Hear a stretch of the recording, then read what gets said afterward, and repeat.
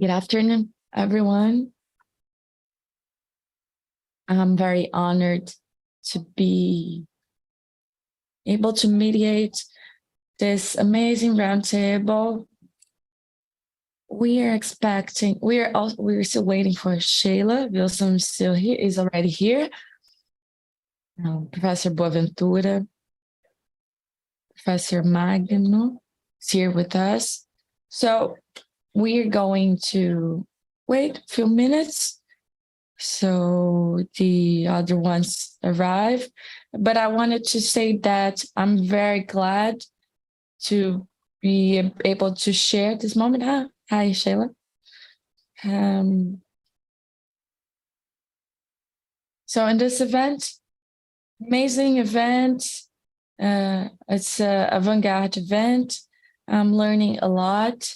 First, I'd like to self-introduce. So that's how we said it. I'm a white woman.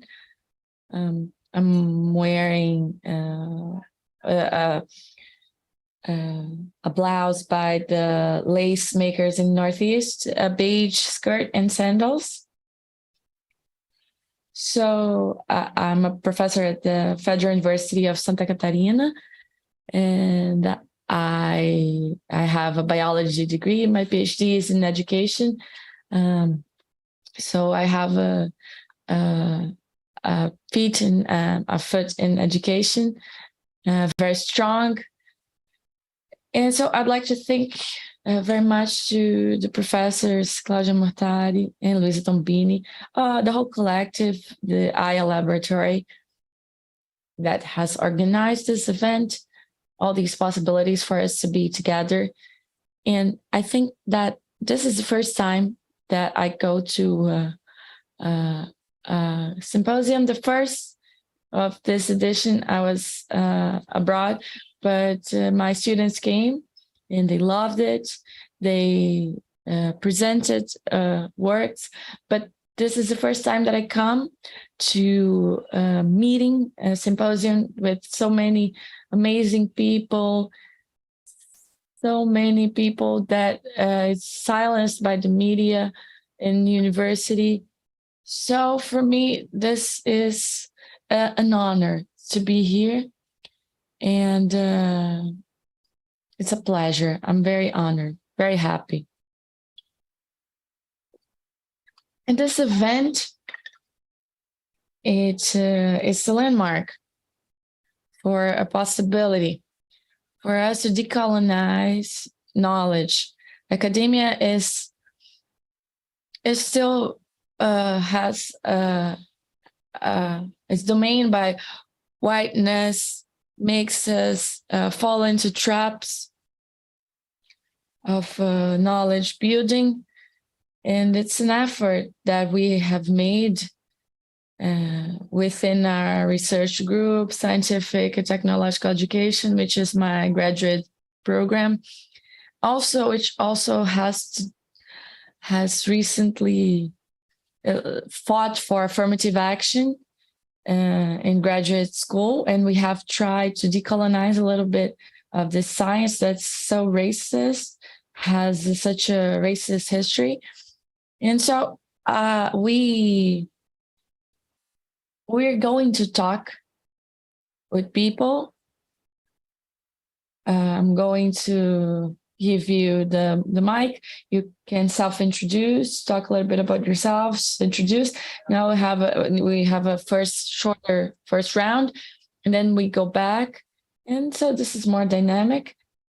And each one will be able to present about 15 to 20 minutes, maybe a bit more. And then we have a little more time for the audience to participate. So Vilson, can you start? We'll stand up. Okay, good afternoon. Our companions, Professor Suzani, Luisa. Where's Luisa? Okay, Luisa's there.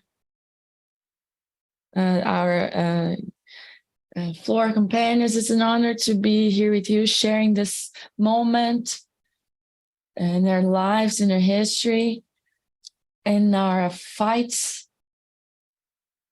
So I'm here representing the landless movement, landless workers movement for a while. Since June, is it, Luisa? We're waiting for this day to be here. So thank you, Luisa, everyone in the organization for the invitation. My name is Vilson Santim. I'm part of the State National Commission of the Landless Workers Movement. I'm part of the camp at the Ponte Alta municipality. The name of our camp is Sanita Garibaldi. We are 43 families. We are a bit low lives. We don't plant anything. We're that what Bolsonaro says. No, they are. So our settlement, no, I'm just kidding, okay? I like to kid. We are 43 settled families, and that settlement for 19 years. So it's a very productive settlement. Our settlement has about 600 hectares, 180 hectares. It's preserved, the legal reserved.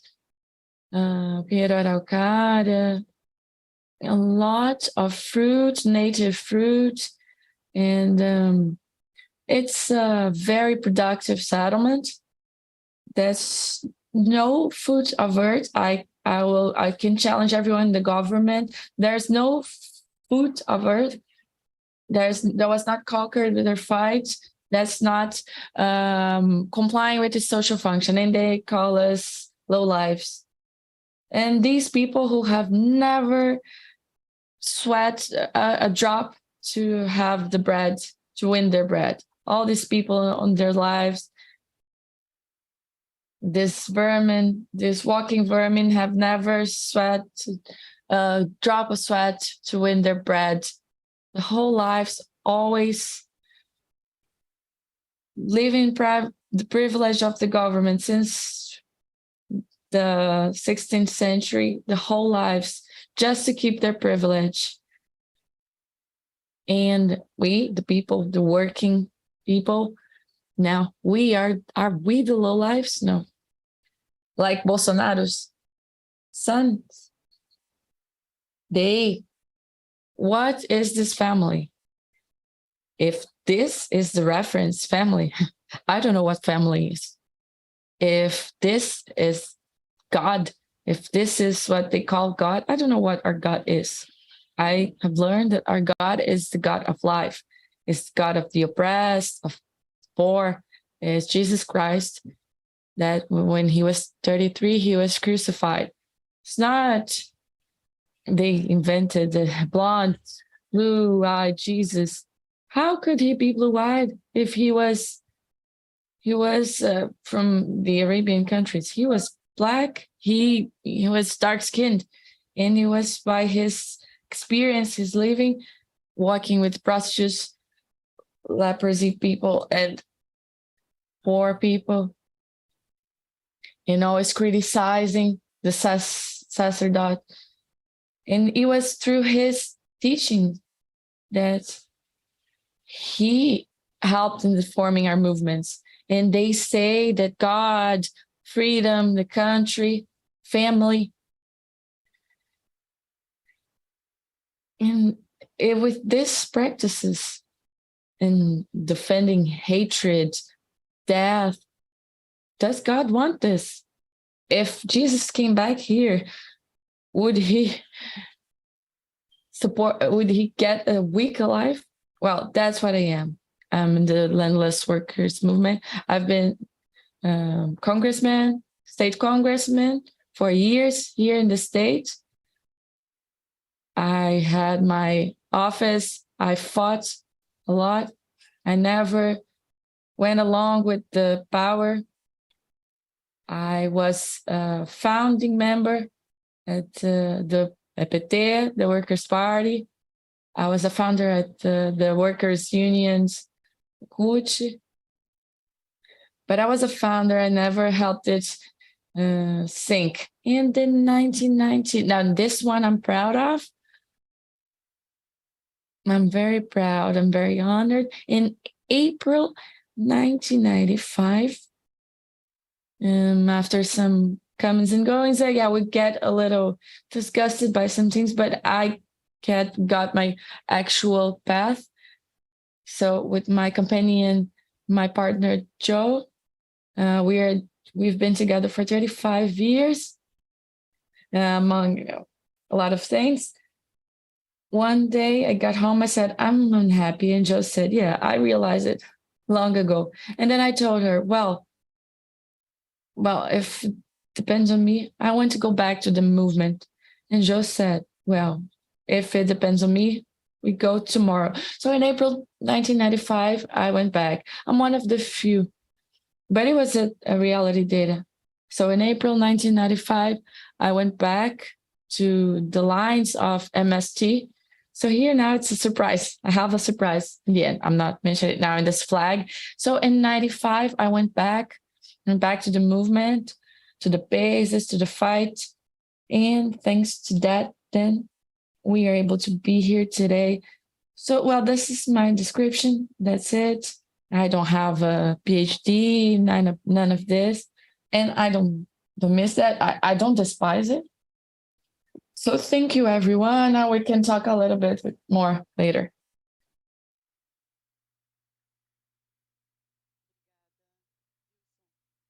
Thank you, Vilson. Well, I was a bit nervous. I didn't tell the title of our roundtable. I'm a bit nervous. So our roundtable is called the Earth Resistance, Health, Environment, and Fight for Life. Okay? It's a subject. Yeah, okay, Boaventura, please. Okay, now I'm also a little live that I'm going to introduce myself. I'm Boaventura Monjane. I'm from Moçambique. I'm son of a woman, a countryside woman, a union worker. I have dreadlocks, white shirts, jeans, and black shoes. I'm a bit colorblind. I'm here working in an academic militant work in agrarian movements in Moçambique.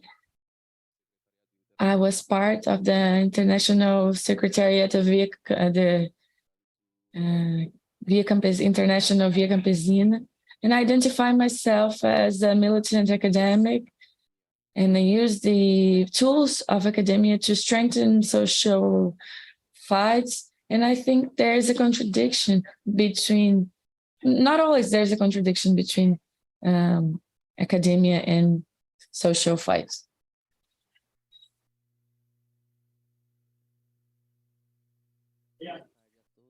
Good afternoon, everyone.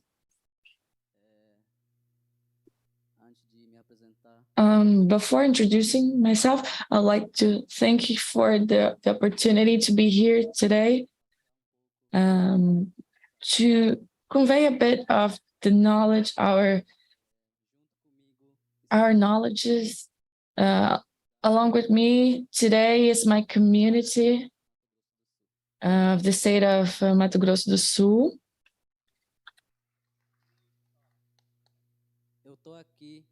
I'm here representing this community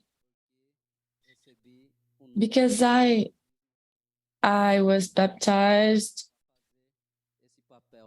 to play this part. In our tradition, in the beginning, children have a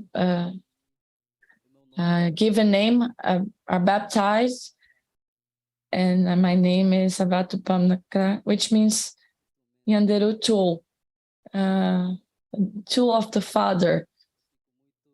So I'm very thankful to be here, conveying you the fight, the challenge that I'll be conveying you, all the challenges and conquers of my community, the Porto Lindo Indigenous Reserve in Mato Grosso do Sul, Japorã Municipality. I graduated in humanities in UFSC in 2017, and now I'm a master's candidate at UDESC, thanks to the support of the laboratory, all the team that has helped me going forward with this fight. That's not just mine, but also my entire community, my people in Brazil as a whole. Thank you, everyone, and let's fight. Thank you.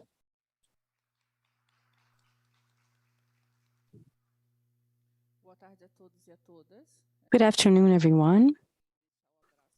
I'd also like to leave my hug, the hug from my community to you. They could not be here. I am from the Quilombo Dalmartins. My name is Shirley. I am a Black woman. I am wearing a blouse, black pants and tennis. My hair is in a bun. And I'd like to tell you that to be in these spaces, it's a moment of talk and of you to listen, because you are the person who are graduating, and in the future, you might be just like Boaventura. You can become militants to fight together with us and the people, the indigenous people and the landless movement people. So the territory of my community is in the state park of Rio Vermelho here in Florianópolis. For those who say that Florianópolis does not have a Black population, it has beyond that. It has a Black population, and also the population that was enslaved. We reclaimed this state park of Rio Vermelho in 2020 after our anthropological report, and the community, because it went through a lot of problems and we had people passing away, we got together and we said, no, it's all or nothing. We reclaimed the territory, and today we have the memory, this history, and the story of our ancestors. And we strengthened, we planted, we gathered, we have a school there. And it's a school inside the Quilombo, and I also studied there. And now I registered to study at the Federal University of Santa Catarina, UFSC, just like many other Black members from our community who did not have an opportunity before, but now it does. Now they do. Because they studied in the Quilombola school, and now every opportunity that we have, we use them all. It's not easy. We have to struggle, especially for us Black women leaders who are there, because we have we are at the bottom, on top we have Black, white men, and then white women, and then Black men, and now Black women. We are raised by strong warrior women, and they have taught us, my mother is one of them, and we were taught to overcome every obstacle. So I can say that despite all the struggle and the difficulties, we are very well educated and very well taught, and this strengthens us more and more. So thank you so much for now. Thank you. Vilson, Boaventura, Shirlen, and Magno. You bring so much learning to us about the social movements.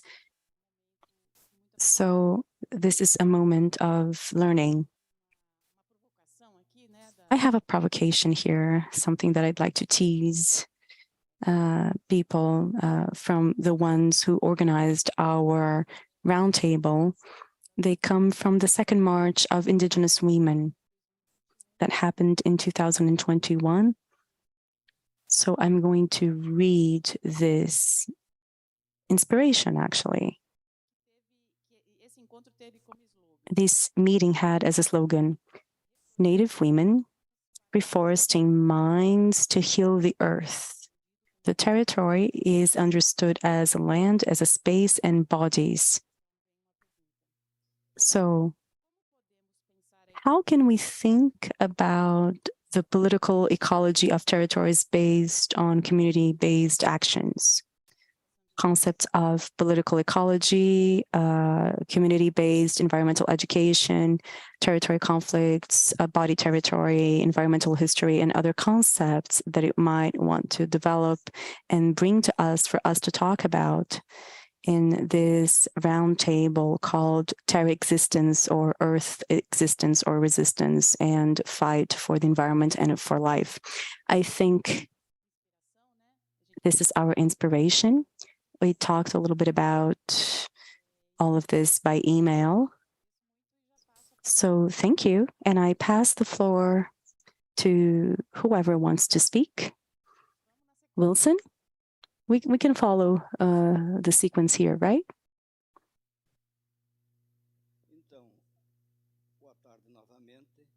Good afternoon once again. I think we have done the presentations. There's only one part of it left. Big deal, right? But it's the time for settling. I think I said that Jo and I and the families, we are settled in this Anita settlement. But before I got married, I was already settled, and I was in the struggle for land reform, for the landless movement in June 1996. It's called União da Vitória Settlement in Freiburgo, and we come from these occupations, the first occupations that we organized in Santa Catarina state with the landless movement that had already been created officially. And it was in May 25th, 1985, we came up with the first big occupations as the movement that was created. We did these occupations with 2,500 families, 500 families in São Miguel do Oeste, and 2,000 families in Abelardo do Luz. And we are 3 by occupation. Margarete, my sister, and I, and João. We are 3. So I already belonged to the landless movement since 1984. So we created the movement in January 1984 in a national meeting in Cascavel in Paraná State, officially. And then we had our objectives. The 3 main objectives are to fight for the land, to fight for agrarian reform, land reform, and also to transform the society. And in January of 1985, we came up with the first national conference in Curitiba, the state of Paraná, in a Quaira theater.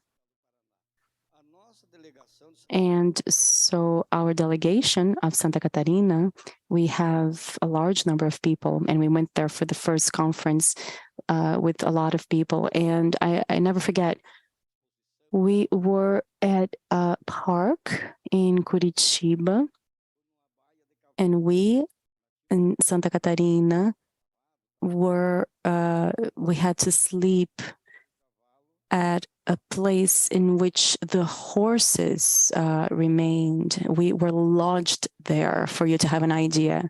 It was not in a hotel or anything. It was this area reserved for the horses, and there was the smell of urine from the horses, very hard. So it was the new republic. The president of Brazil was Sarney.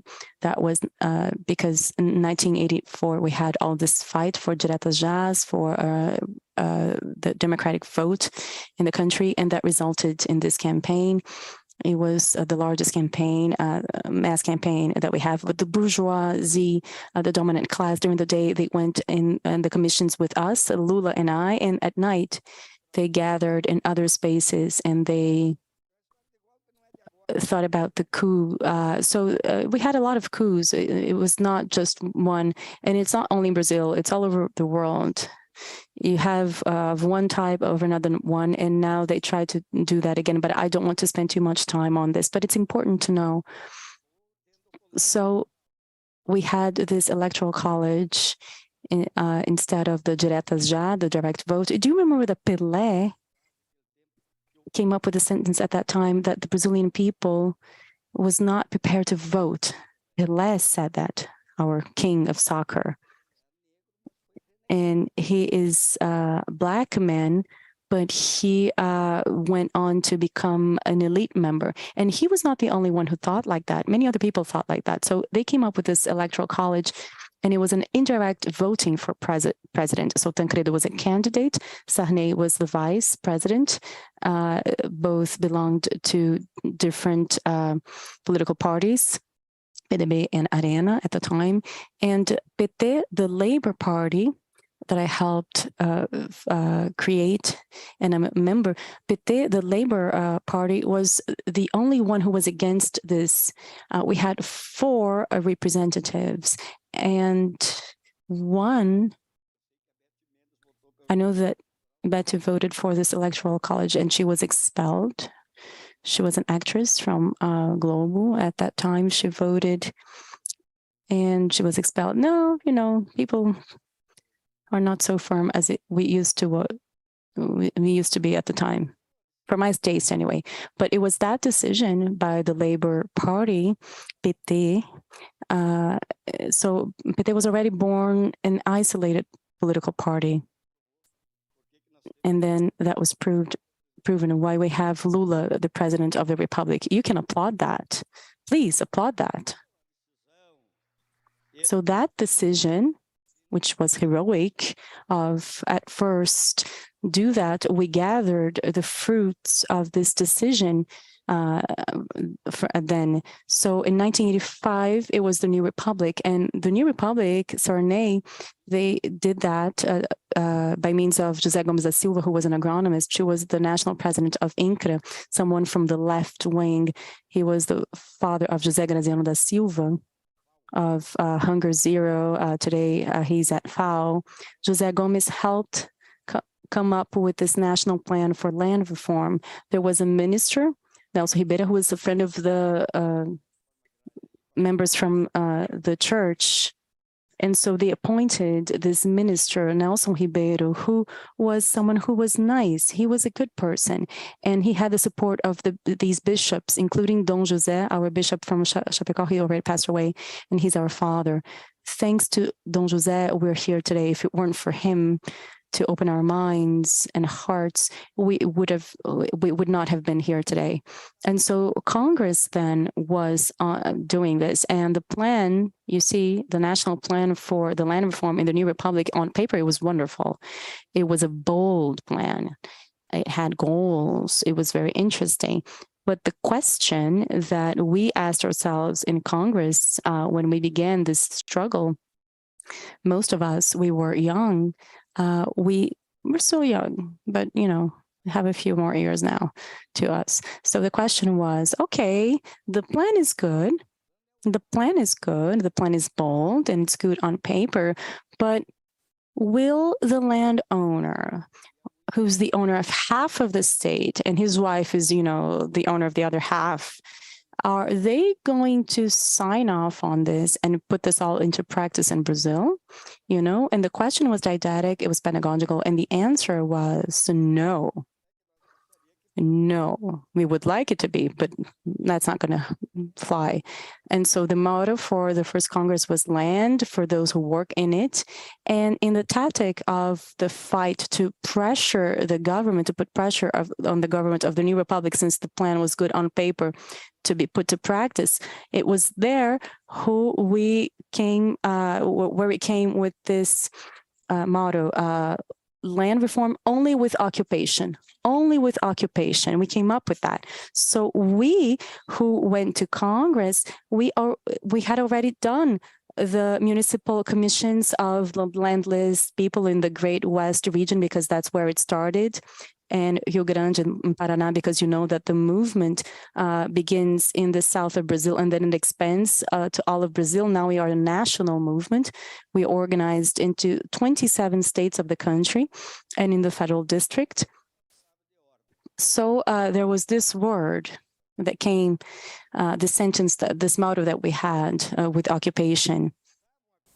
Actually, the occupations were already happening, because it does not come with an idea, you know, the landless movement. It's born out of the contradiction, because millions do not have land to plant anything, and 1% of the landowners in Brazil concentrate in their hands 48%, half of the national territory. This is the great contradiction that we have. 5 million landless people being hungry and extreme poverty, and millions and millions of land without production in this country. So this is the contradiction. And that's where we already had, as I was saying, we started the organization of the landless movement, because in half of 1984, we had already created the movement in the West. We had already had a regional meeting. So you see, we had a lot of people there. We had international delegations. We came up with this. But what I wanted to say before, what I meant was that it is not born out of an idea. The landless movement is a result of fights that were already there. You know, we have settlements in Rio Grande do Sul in 1979. In Campoere, I always say that we are bolder than the Gaúchos, because they had a settlement in November, but we had the first, well, the guys, all of us, occupied another farm, Campo Grande in Boaventura, in 1980 with the support of bishops and sister, with 600 families in an area that was Tabar and another farm. And so this state national meeting of 1984 was a meeting with representatives from people all over Brazil who were in other occupations, who were occupying other land. They were already struggling before the landless movement was created. And within this process of all of this struggle, then you have this idea, and this idea gains momentum, and we come up with a movement that's called the landless movement of the rural workers. And we just called it landless movement, but it's actually a bigger title. And when Congress started, militants from all over, and we wanted to make a revolution and to have this struggle. So we went back and put things into practice to organize these occupations. So it was on May 25th. So this anecdote that I'd like to tell you, I went to another community in Saturday afternoon to tell the leaders that it was time, and a companion told me, but Vilson, because he called me Vilson. Now Vilson is more for a family. And now people call me by my surname. But Vilson, there's a ball here in our community. And I said, look, the ball is going to be at another place now. You know, it's going to be at another place now, not here. You have to organize yourself. Is it today? Yes, it's today. Because it was almost night, almost evening, you know. Otherwise, the information would come out. So May 25th is the day of the landless movement because of that. May 25th, 1985. And in Arbelar do Luz, we have 1,500 families that have been settled. And half of the municipality is this type of land. And we have that José Maria, the first federal institute, in an area of reform there. And for them, this date is a holiday to acknowledge the force, the strength of the movement for local commerce, for everything. So you can see that it was on a Thursday. It's wonderful to see all of them celebrating our day. There are two birthdays, actually, two anniversaries, two holidays in Abelard de Luz, São Sebastião, Saint Sebastian, and the Day of the Landless Movement. You can applaud that because, you know, that's no small thing. They had to swallow us and they had to do that, you know? And we were honored many times there. And that was the strength that we had. And actually, if it weren't for the reform there, not only there, but many other places, you know, I'm saying this example to exemplify, if it weren't for the reform, you know, the municipality would not have been like that because they only had one street and very little commerce. And we had 1,500 families settled there. And more than that, many farmers from Paraná, São Paulo, who had big parts of land that were not being produced. They produced nothing, and they give nothing to the municipality or the state, fearful of more occupations. You know, they started to rent their land to other people. So indirectly, the reform worked directly with all of that, and indirectly also they were forced to put land to be produced. Otherwise, there would be more occupations. So scared of us invading because they talk about invasions. They don't talk about an occupation, right? And it's actually to occupy that, you know. To occupy is different from invading. Invading, you know, I can invade Suzani's house there and, you know, it's for her and somebody can go there and to do that. That's a crime. But to occupy, the earth has, the land has a social role because there's an article in our constitution say that the land has to produce, and they defended that.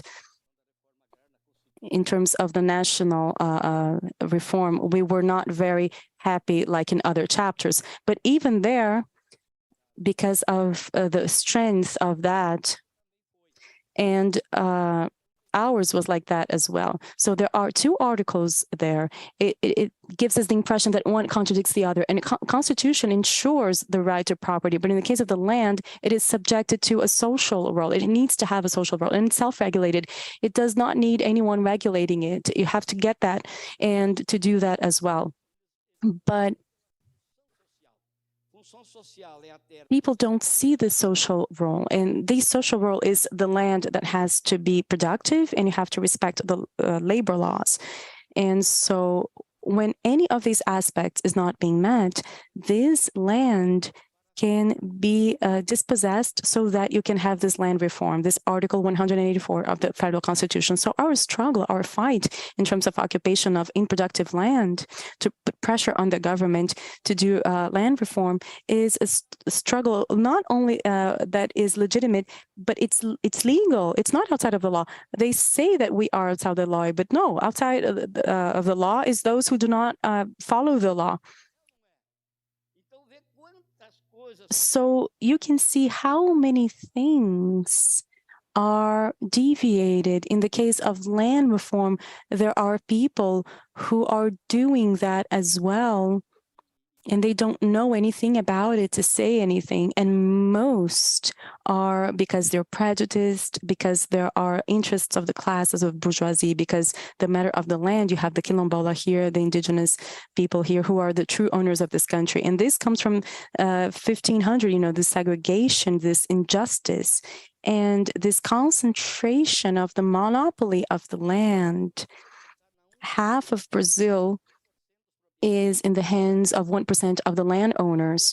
That's there, and that originates all the other forms in domination, injustice, and violence on our people. And I say that, you know, I say that and say it again.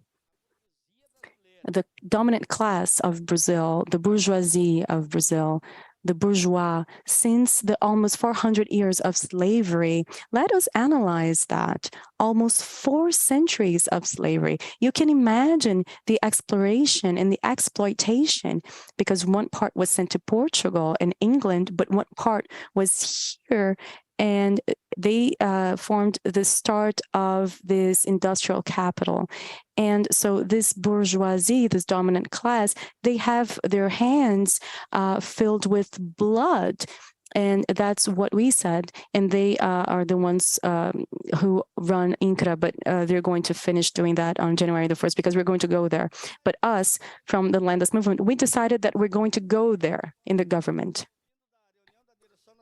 I come from a national meeting. I just arrived here, 9 a.m., almost 10 a.m., because the bus always says that it's going to arrive at 7 a.m., but now there are delays. But before, the delay was exception, but now it's actually the rule. And the thing's for the people, right? For the people. For the people, everything is as such. After the Dilma coup until now, it's only going backwards. And that resulted in this disgrace that we have. But we beat him. You can applaud that, because we beat that democratically. We voted for that. So you need to swallow that. Swallow it. Swallow it. You bourgeoisie, you shitty bourgeois, and you good life people. Because you were on these blockades, you know, these ruralists, you know, they were taking meat and cachaça and all of that for the peoples, but they did not remain there, you know. This in the West, we saw that, we went through that, and we infiltrated ourselves there, because, you know, we pretended to be them, but we weren't, you know, but we're there. We needed to dress like them, so that we could watch them do these things. And, you know, we just went there to see who they were. And then you listen to so many crap that they say. Sometimes, you know, these people have shit in their heads. You have to see it to believe them, you know, because some people saying that they were the ones who defended the small farmers in the first mandate of Lucy, the first time that we elected a deputy, you know. And you like to tell the story. And then the guy said, you know, trying to say bad things about her. And he said, no, I'm the one who defends the small farmers, because I have land in my nails. And Lucy, you know, was there talking to him. And the guys were saying, oh, look, Your Excellency. And he was like, oh, he's so full of himself, you know. Look, I'm a Democrat, you know. I'm a Democrat. And of course that I do that. Oh, you can speak. And then Lucy just said, you know what? You have no land on your fingernails. You have shit in your head. And Lucy applied that. And those have nothing except shit in their head. I'm sorry I'm being so frank here, because it's an insanity. You know, they are away from the reality. They created this parallel world. They believe in the lies that they tell. And they were saying last week that they killed Paulo Freire. Are you crazy? What? You know? The Ministry of Education. Paulo Freire died many years ago, you know? And they said that they killed him. The one that was going to be the Minister of Education. And then they removed that from social media. They were embarrassed because they said that so many things they lied, you know? And they said that Xandão was there. No, let us applaud him, Alexandre. Xandão. You know, Xandão, Alexandre de Moraes, when he was named a minister, we were all, you know, oh my God, this guy is dangerous. And look at the contradictions, right? They announced that they had invaded the our Supreme Court and had arrested Xandão, and Lula was in the ICU. You know, he had a Navy stroke, and you know, I don't want to lose time on this, but it's important to say, because our path, I got lost a bit, but our path. Oh no, I was talking about this, the movement, right? That now, this Naban Garcia from INCRA is the president of UDR, the Democratic Union of Ruralism, but it's not democratic at all. In the start of the 1980s, the other side created that. You know, these guys was to kill, you know, he's employed to kill all these people in the unions and priests, and they killed a lot of people at that time. This is Naban Garcia. He's the president of UDR in INCRA. I don't even know how to classify such a terrible thing. And the family of his wife, the family, which is who is a doctor, has a lot of doctors in her family. It's who is in INCRA. Her family, they are illegal occupiers of lands in Tangará da Serra, in Mato Grosso. And he is the guy who's taking care of INCRA. But this finished from January 1st on. So I will inform all the companions here that this time we have assessed the scenario. This win, this extraordinary win, this great win of democracy, our fight, it has been hard. But what they did in the first round and also the second, there was a actual horror. You know what, they spend money, fake news, and you know, hell, you have no idea. We have a small idea, and still we won. And here in the movement, we decided that we will have our feet, one foot in the institutions and another in the fight. First time in the movement, we put names. We have discussed and put names to compete for Congress, federal and state Congress. We have elected 3 federal Congress people, 4 states, very expressive numbers.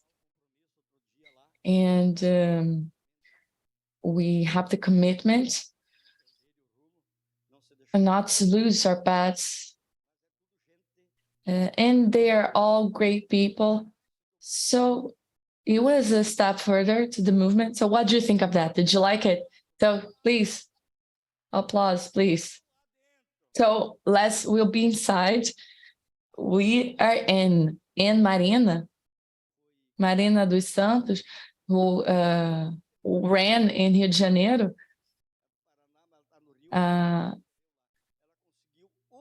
Also, 8,000 votes at Rocinha, Rio de Janeiro,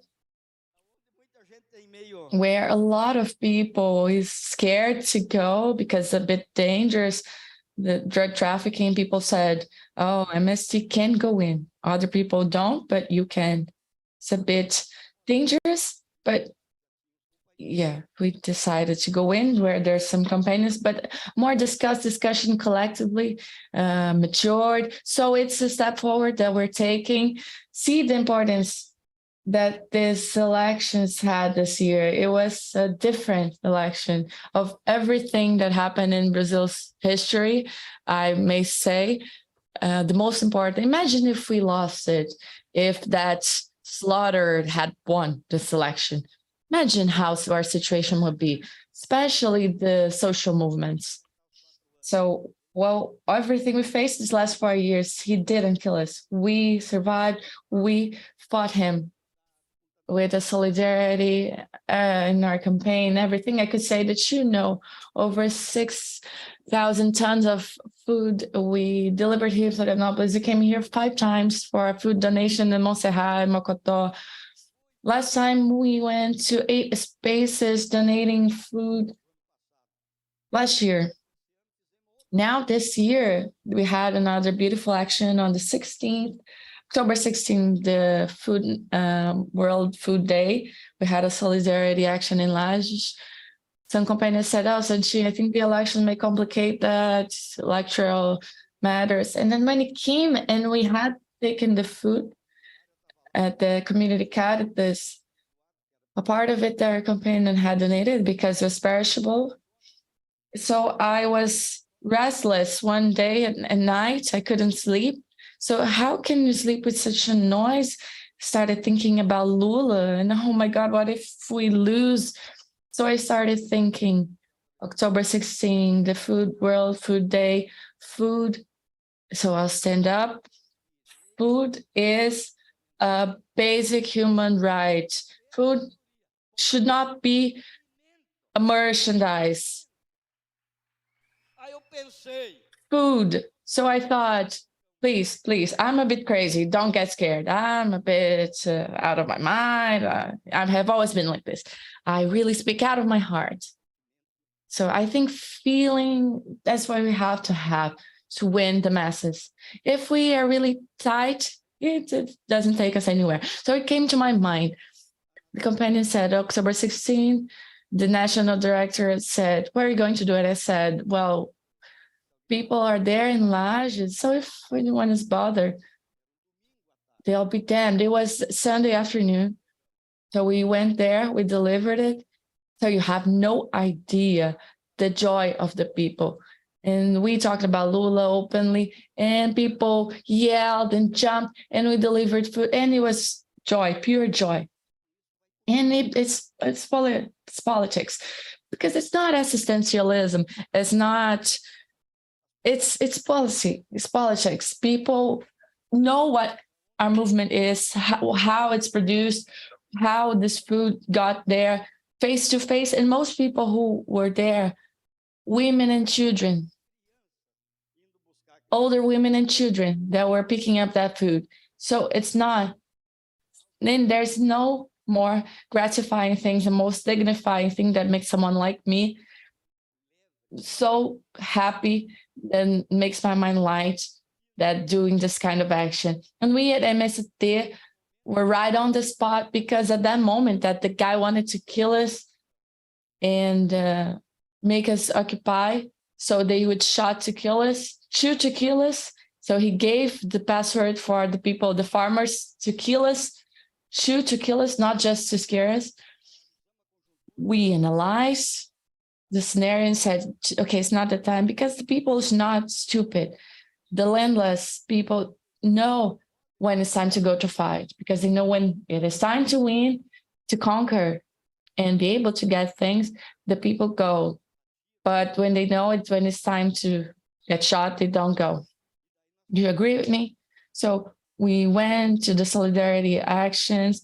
We went to fight the care, COVID care. We created committees. We created the popular health actors. People went with bikes, with a small sound box, going, conveying the message, stay home, take care, where no one went to raise awareness with people. So the support, the movement was big. So this cap, this is priceless. I couldn't bring it. I'm sorry. And now to finish, Professor, we have decided that we are going to have a basis work to retake the fight for the land. We have registration, so be ready to register the landless in the municipalities. We want to register throughout the next months millions of people. This registration, then to set the settlements, not the big areas of lands, but public areas next to the cities. We want to make it, to organize the families, to raise awareness, to have a piece of land for people to plant, to create, to raise pigs, chickens, to have their greenhouses, and then following, maybe we will have a deal with we will have some stuff to deal with. And then we decided that to participate in government, not to want to pry, but because Lula asked, now you have to have names to run for office, and you will have to help me outside the government and the ballots and fights, but also within the government. So we decided that INCRA, in the extinct MDA, that we want to be the Ministry of Land and Food, CONAD, which is a company of supply, also some entities for agriculture and land. We want to have members of our movement inside and to work correctly, not wrong. And I say, Miguel said, we want everything. We don't want to have just crumbs there. We just accept crumbs. And Miguel was working on a subject, and he said, we want to clean our pigs with shampoo. We want to clean our pigs with shampoo. We don't want just the misery, okay? That was it, guys. Thank you. And I'm sorry, whatever I did.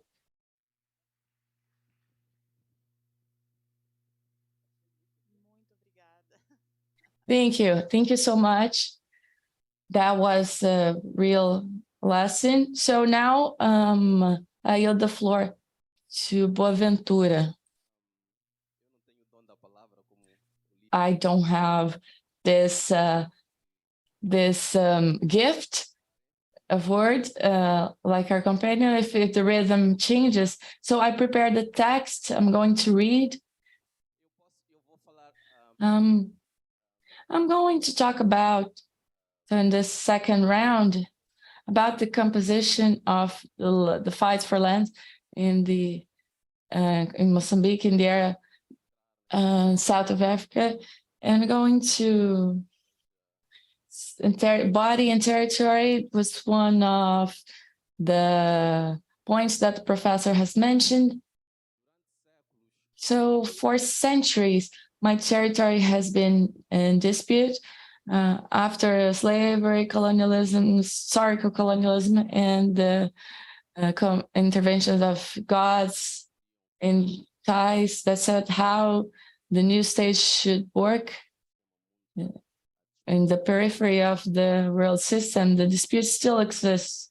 Nowadays, the territory, the Moçambique territory, is still anchored to the men who have perpetrated the dispute, how they see the new visitors to get to the feast. It's a very nice feast, very rich feast that justifies the need to assimilate the great civilizations of these gods and men to reach development. Beyond blood, ivory, and the biceps of the men, there's also lands, coal mines, gas, oil, gems, water, and many other resources that don't fit in the feast table.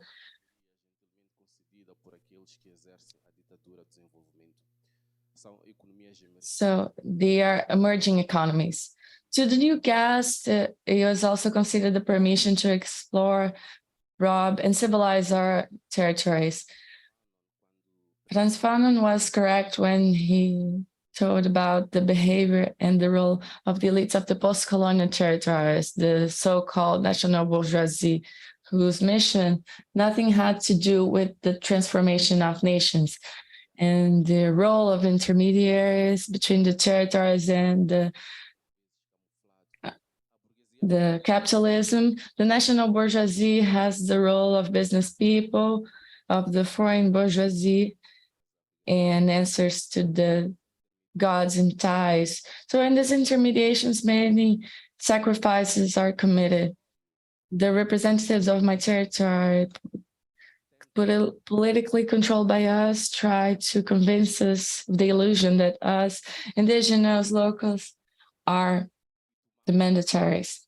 And we make our own decisions, and that all of our actions have the end to bring progress, modernity, and civilization. But there's a big contradiction here between what we are told and what we see. Their methods with the path to the development have a method of sacrifice. They destroy well-being, they expel countryside communities in the name of production, they create hunger in the name of food security, they buy guns in the name of peace, they murder individuals in the name of stability, they destroy national economy in the name of development, and so it goes. These are the dilemmas and contradictions that characterize our collective territories. What happens with the first territory of all territories? The body is a territory. It's a territory of construction of relations, a territory of appropriation, domination, and control. By robbing these lands, expelling the members, by contracting public debts, it's the body that is violented, it's tortured, it's expelled. It's the control of the territory that the bodies are controlled. And so that the bodies are now rebelled. To what territories belong the territories body that are expelled from their original territories? If I think that the individuals should have the right to choose and reinvent their territories, some will defend, they present, they belong to the territory they were born, or others to where they'll die, some to the territory where they love and they're loved, others that have the prerogative to present to belong to several territories where they have practiced slavery and have the best feasts. The lack of fairness in this world, many of people who don't have the right to choose their territory end up being where the circumstances put them. Sometimes are they in war, hunger, political persecution. These people don't belong to any territory, are a big multitude of people without homes, without souls. They are bodies without territories. They are people from the countryside in vulnerability, social activists, political activists who are persecuted, refugees, exploited workers, oppressed women, ridicularized homosexuals, and so it goes. By political option, human obligation, and so not to be shut.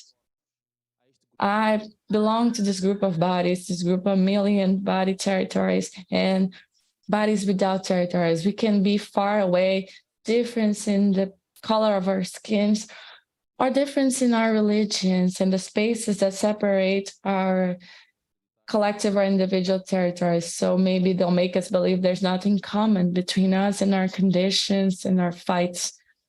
But there is a strength that connects us all. It's the force of our humanity.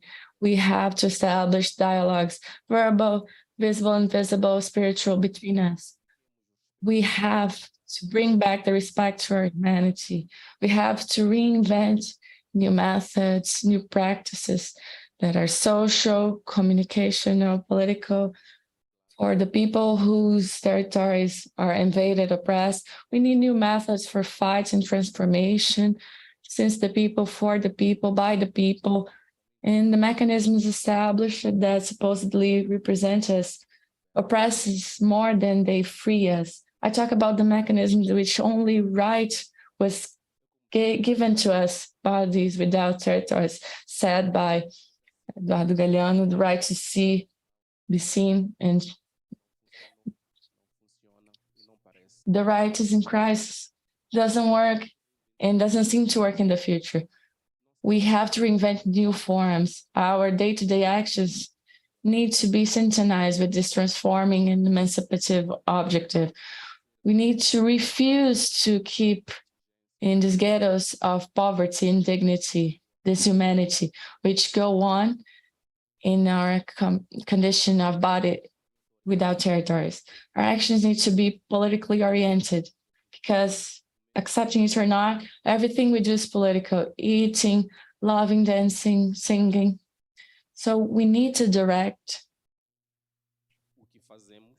what we do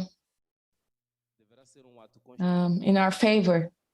A constantly political act is to fight for our territories, our humanities, our houses. So this is the message for everyone who are here in the vast territories diffused around this world.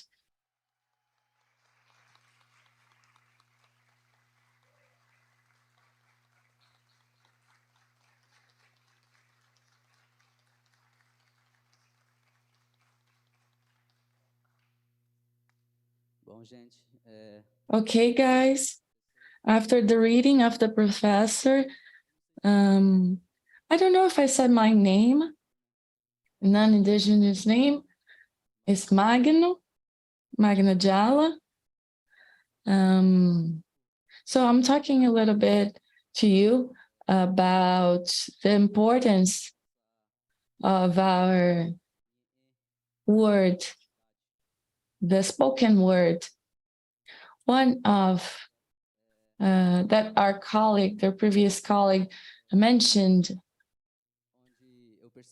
where I noticed also that in the language, the Portuguese language and other languages, there are only 5 vowels. And for us, specifically Guarani and Deva, we have 6 vowels. And it's funny that the 6 vowels, the last one, it exists in the alphabet, but it doesn't in the vowels in the Portuguese languages. Y, and we pronounce it. So can anyone pronounce it? Yeah, exactly. So the vowels, the vowel is a word. So it means water. And then there's another word that is v, that means land. The land as a body. And finally, air, wind. That's it joins the words land and wind. It comes from breathing. So air is the land that breathes. So coming from this context, I'd like to talk about, contextualize a bit about my community, Guarani and Deva community in Mato Grosso do Sul. So the creation of the Indigenous Reserve in 1929, so in 1929 with 1,642 hectares of land. And nowadays the population is 5,222 people, Guarani people inside this area.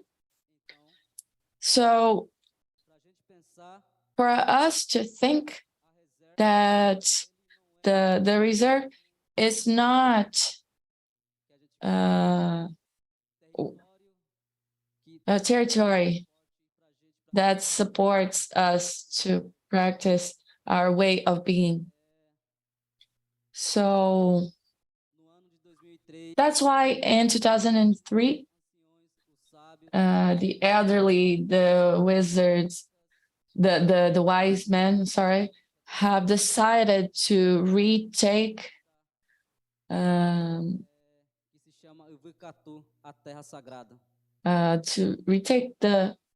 Holy Land. So resuming what the companion said, like many people say, the invasion. For us, it's not an invasion. It's take back, go back to where our ancestors lived.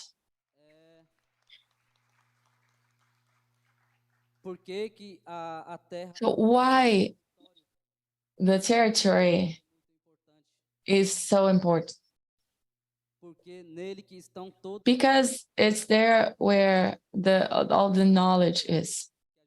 I don't do that what we know as listening to the universe, listening to small things that exist in nature. So, using a little bit of context, I'm going to talk a little bit about Teco, which is for us is our way of being. Teco, which is the space that supports and helps us practicing our way of being in our speech, our language that relies upon Teco. So everything relies upon the space to us. So the reserve doesn't offer, it's not the Teco because it's a very small space. It doesn't support, beyond being, in addition to being a small area, the culture, the non-Indigenous cultures also exist in a large scale. So the worry of the concern of the sage and the leaders was about that. So also about the spiritual beings, it's what support us so that the space can exist. These beings live and mediate in dialogue our Father, so that we can follow and receive the guidance to keep our way of being. So, which that would be very important.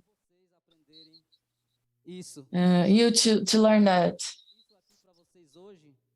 So saying this for you today, it's also a little bit of these.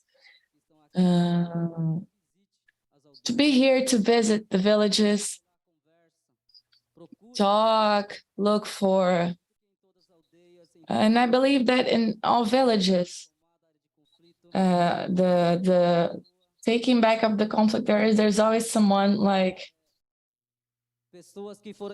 people who were sent to do this mediation. I was not, I didn't choose to be here today. I was baptized. I received my name to do this mediation, to convey to you this clarification, this knowledge that we have that is so rich. It's so good to teach our kids in school. That's why I told you about the alphabet and the vowels. That's why we need to alphabetize the other societies, the other knowledges. And the space is very important. And the other colleagues to talk about their demands, their perspective over the territory. And we know the territory is a body, but I'd like to go deeper on that with you. Why territory? Why territory is a body? Because one relies upon the other to stay alive. And that's why Guarani and the other originary people need this space, to keep our way of being, so that we can live in a more fair society. So this would be a bit of my speech for you today about the territory as a body. That for us has 4 main pillars that are and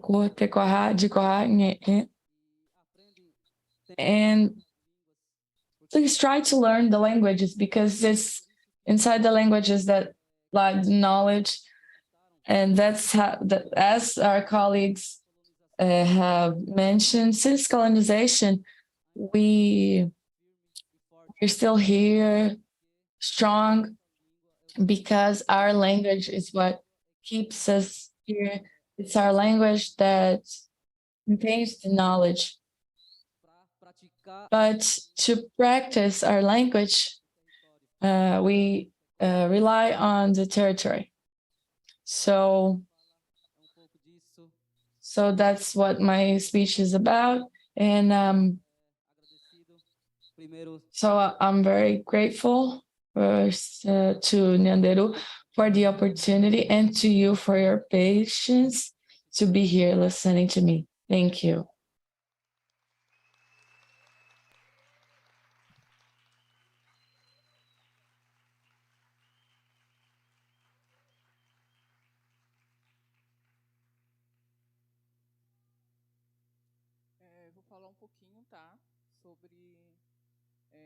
So I'm going to speak a little bit.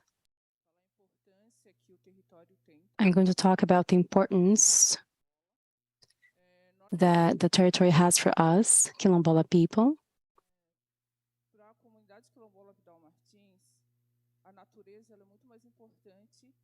Nature is much more important than human beings for us. And I'm going to tell you why. Well, we cannot survive without it. We cannot survive without nature. If you leave a space and nobody lives there, nature survives.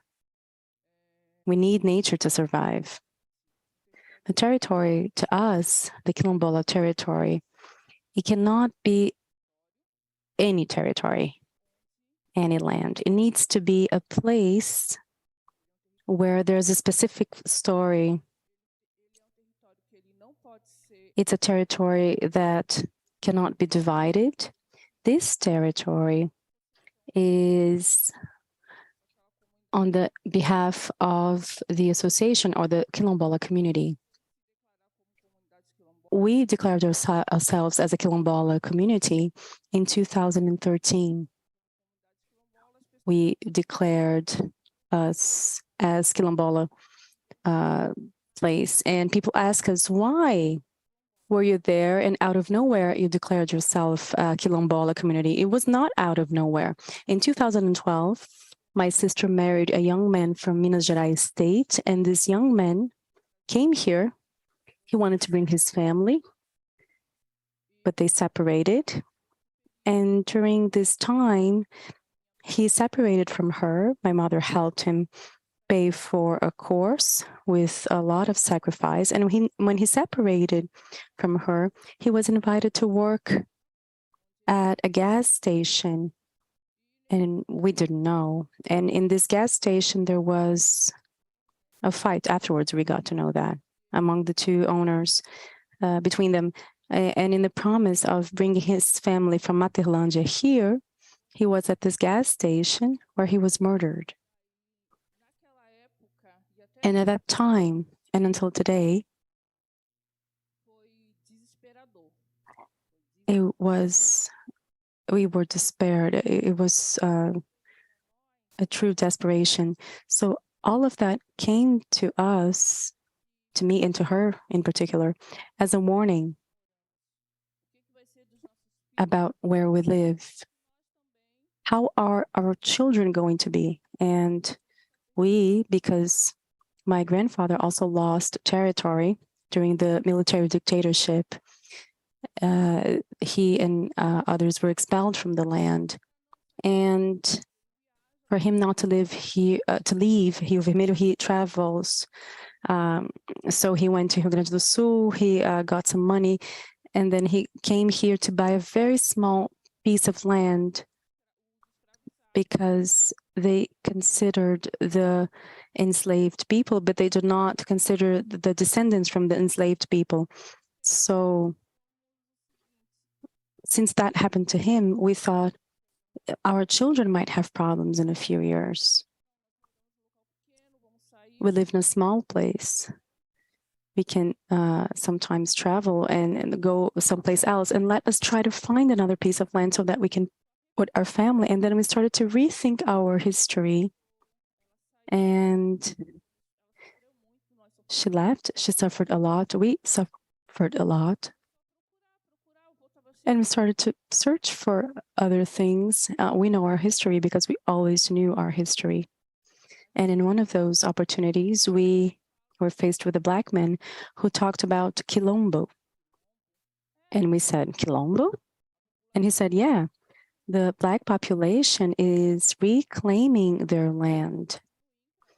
And he sent us to INCRA, so she went to INCRA, and there we found an anthropologist, and he explained, and we went to study. So what is a Quilombo? Because for you to think about the Quilombola communities, they know what a Quilombo is. Many communities don't know that. They are not aware of it until they see one. And we saw what was that. And for us, Quilombo was a family, and it is a family. That people, you know, we who lived there, one close to the other, one takes care of the son of the other. If I have sugar, if someone asks for it, I can share by half. We were taught to live like that. And we saw, and we thought, we are Quilombo. And we self-declared from within to the outside. And we searched for the history of my grandfather. We listened to the elders. And in view of all of that suffering, because when you delve with a history of enslaved people, a lot of things come up. And the elders did not want to speak.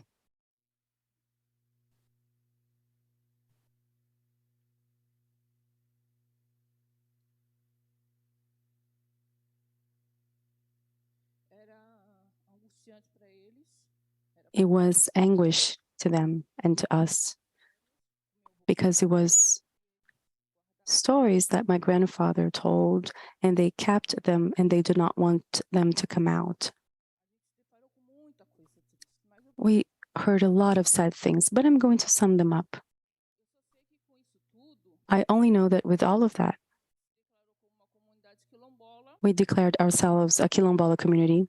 I'm not going to go into the sad part, because it's a lot of sad story of slaves who were killed and raped and all of that.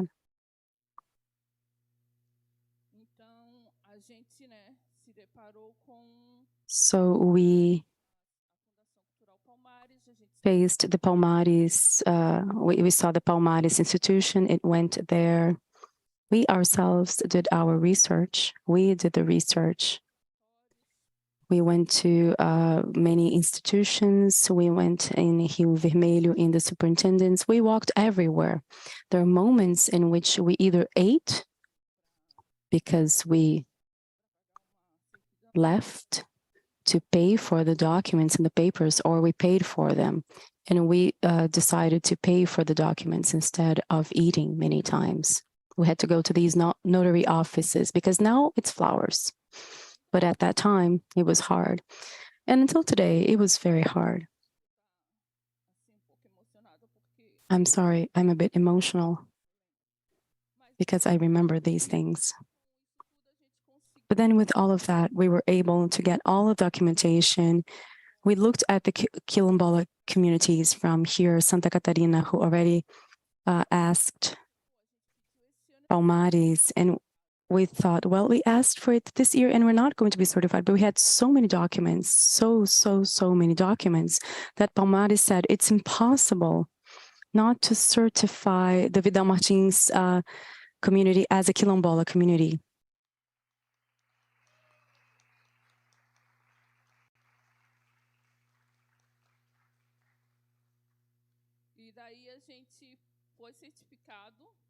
And so we were certified.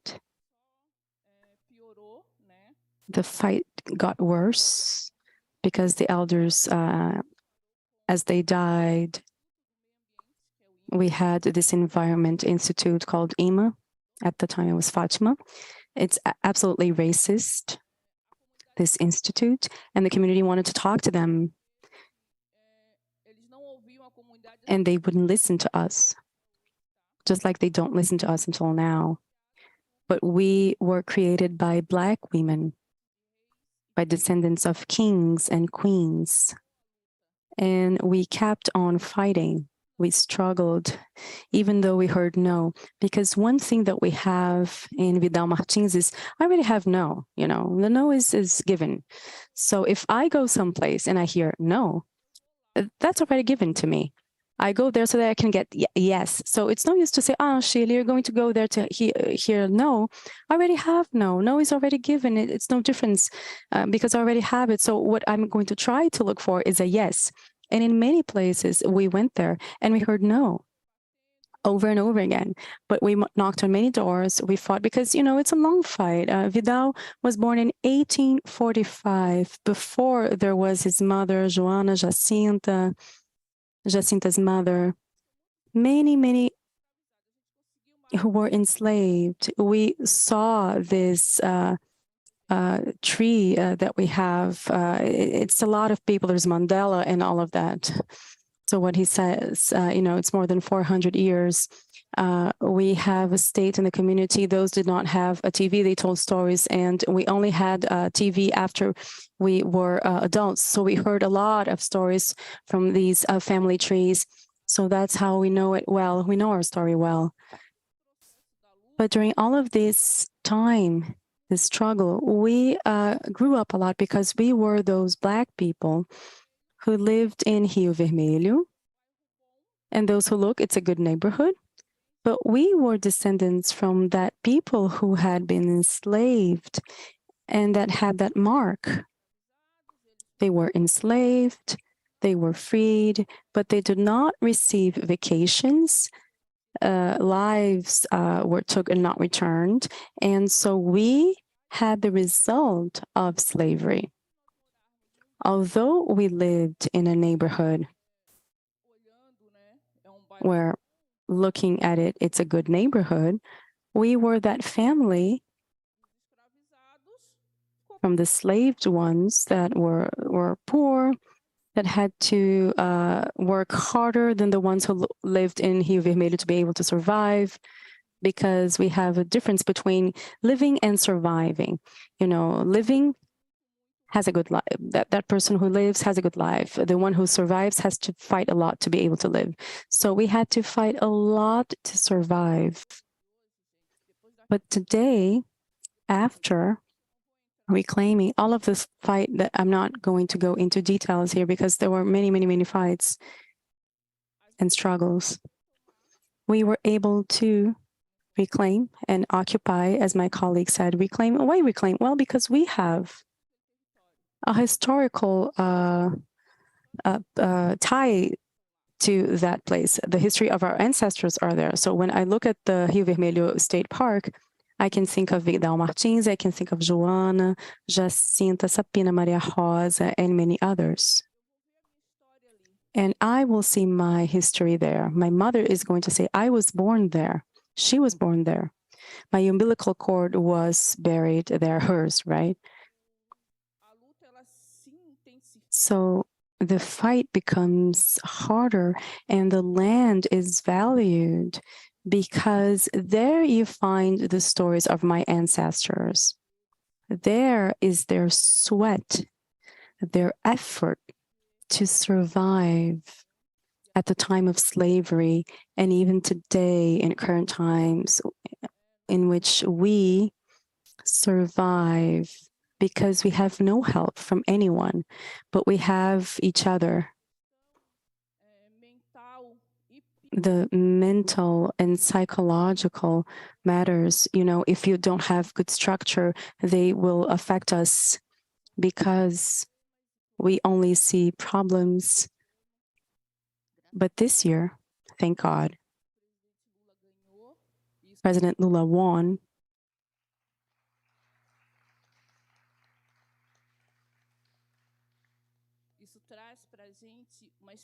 And this brings to us a very big hope. Because when there was that dispute for the votes, we almost died. You have no idea. We were desperate. And when it turned and we won, even our children who are already militants, they said, oh, he won. And they were laughing and everyone is happy. For some, this might not be so important, but for us from social movements, Indigenous people, it's very important because it's no use for us to go and say, obviously, we would have to keep on fighting, yes, but it would have been much, much harder. It would have been much, much more complicated. And this moment is a moment of relief, really, because we know that we are going to be heard, because we know that those 4 years that we were suffocated, well, they tried to suffocate us, but my family is that family that says a lot, that speaks a lot. So it's, my family is just like that. But so they tried to suffocate us, but we, there's always a voice that's screaming in the desert, and we were always speaking, but we wanted to speak more for 4 years and we couldn't. And we yelled a lot in October when Lula won. And now we're going to speak much more. We're going to fight for everything that we couldn't for the past 4 years. We're going to go on top of them, as our companion over there said, and we are going to have public policies in our territory. And I believe that. It's no lie. I really believe that.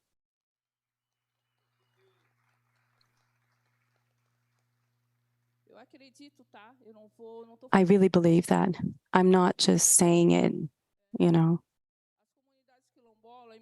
And the Quilombo communities in 1988, Article 68, it says that when there are the Quilombo people, the state needs to do things, but it does not say how the state must do that. So it was 2003. President Lula signed that to say how beautiful that was, to say who has to do that. You need to encircle that, you need to have studies, you need to have the restrictions for the parts, and many other things that we see in this government. This one, no, right? Because he's already our president, he was elected, not Bolsonaro, but Lula, when I'm mentioning that. And I can say that the Black population had a lot of help. The Black population was heard. Not that it did not fight before, because if we have results today with the Quilombo communities, with the Black population, and if we have quotas in the universities, it's precisely because of the struggle of the Black people who fought and is still fighting. If there are Quilombo communities, if at that time I did not know, it's because somebody was fighting for me. And now we at Vidal have to fight for the next ones, because the territory is not just for us. We cannot think of ourselves only. We need to make our kids aware and our youth aware that this is not a fight to be within this state park of Rio Vermelho. This is a fight that has to move out, that also has to welcome, because a Quilombo is the one that welcomes people. It aquilombs the territory. It hears, it participates, and everyone who welcomes us well, we also welcome them well. So to tell you that, I could say many things. Oh my, so many things. But that's what I bring at this time, and to say that we also have this. Our bodies are our territories. They are our land. And we cannot leave our land with an owner apart from ourselves. People try to do that. But if we are not careful, we are going to be the next ones to be enslaved. We are going to be the next ones. It doesn't matter how you dress and what you do. As long as I said, so long as you don't harm anyone, and it's good for you, no one has the right of deciding for you. And we have inside Vidal Martins' Quilombo, our body is our territory. And nature is as important as human beings, and this needs to be returned. This needs to be said. We have to help it, preserving it, because if it depends on indigenous people, if depended on the Quilombola communities, I'm sure that also the social movements like landless movement, if we had financial resources, unfortunately everything is money now, it wouldn't be like that. Not only in Brazil, because Quilombos and indigenous people, they're everywhere. The 69 convention signed by a few countries, but I'm sure that it wouldn't have this deforesting that's happening now. I'm sure that there would not be so much hunger, because I thank God every day when I look at someone, I can say white,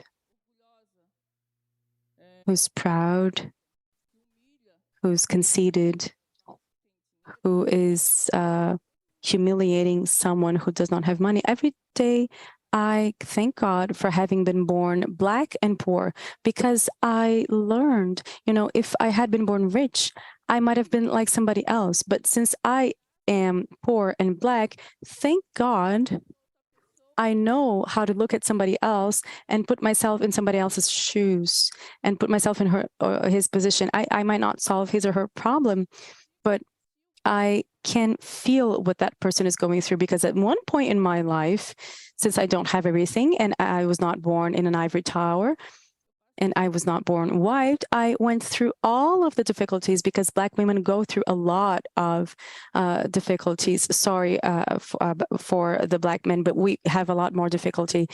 So I can say that I do understand the place of that person and the difficulty that that person is going through.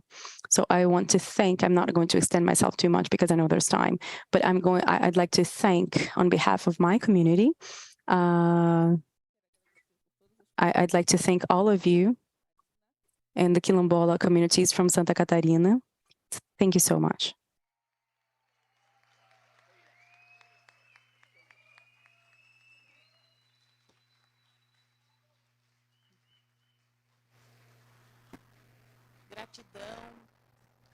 Thank you. Thank you so much to our 4 guests, our 4 special guests, for all the learning, for sharing, since the history of the landless movement told from someone from within the movement, since the inception, Santim and Professor Boaventura, Monjane, who brought to us the idea of the royal banquets and of the non-belonging bodies. Professor Magno as well, who teaches us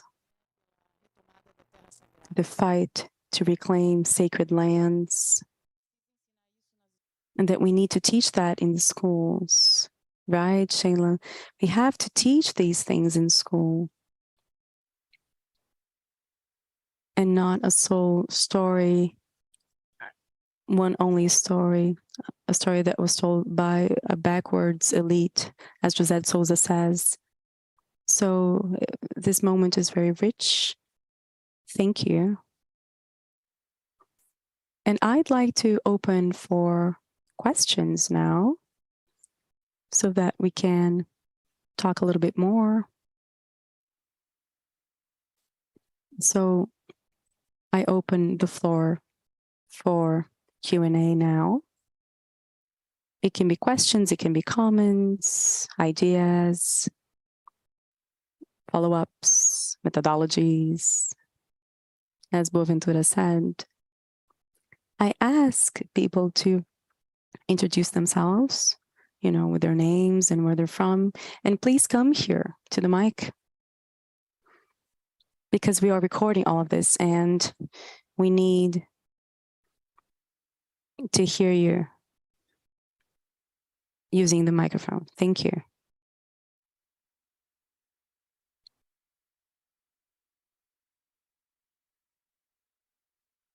Well, yep.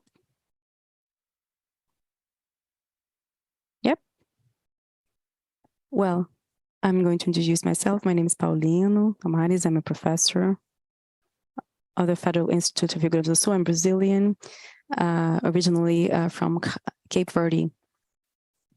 Wonderful what you said, important points, and everything said here complements what was said yesterday, the conversation that we had yesterday.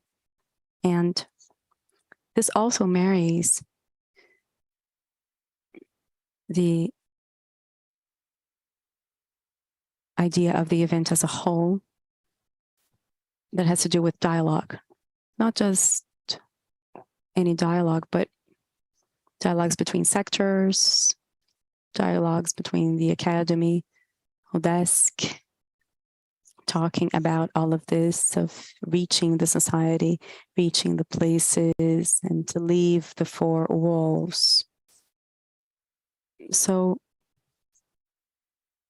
adding to a few things that were mentioned yesterday, especially the image of the landless movement, the image of the Quilombo, in a broader perspective, the image of Moçambique, Cape Verde, Brazil, the image of Africa, the image of Black people.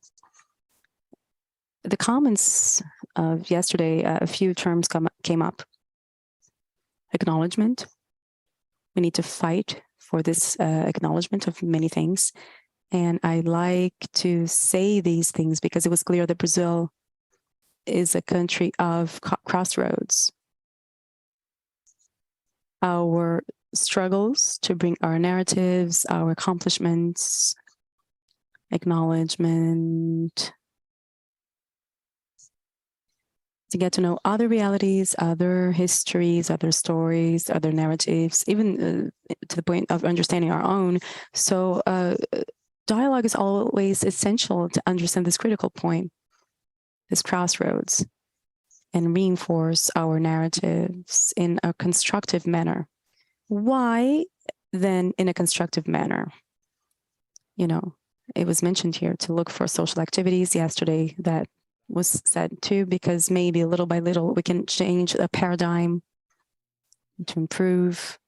And what was said here, and she also mentioned that, which is important, our struggles, our fight, they need to have spaces, you know, the space for representation, because this space of power, as was mentioned here, that reminds me of something else.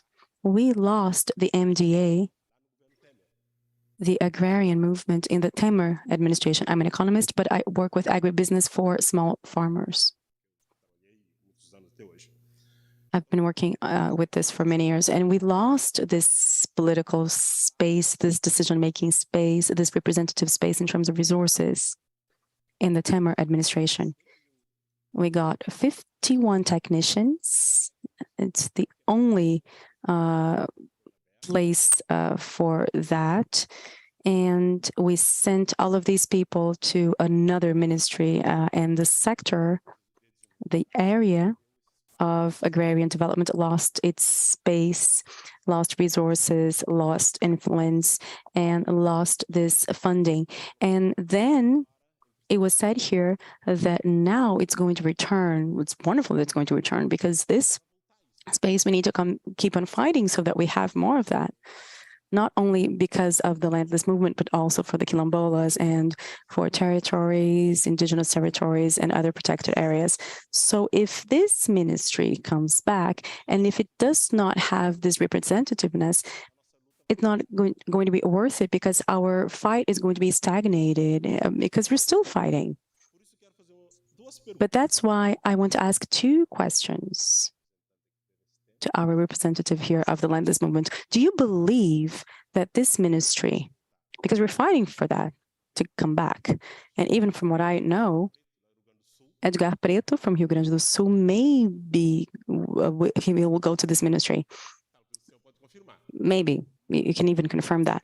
But we're fighting to have that back, because in fact, you know, the food in our plates every day, if it does not come from the small farmers, and also the landless movement, the professions, and also in this case, to take to this political space, this ministry, we also have to promote the production in territories, protected areas, the Quilombolas, and all of that. This is one question.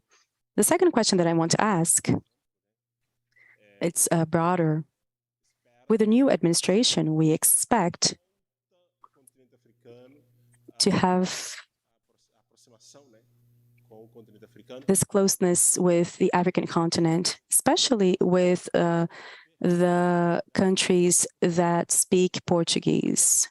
CPLP, which is the community of Portuguese-speaking countries. In Brazil, it's not very well known, not because of Brazil, but because of our countries. Maybe they're more interested in getting to know a little bit, and you know, they're not as interested in knowing other things and practices in family agriculture and public management, and they have a lot to gain from this.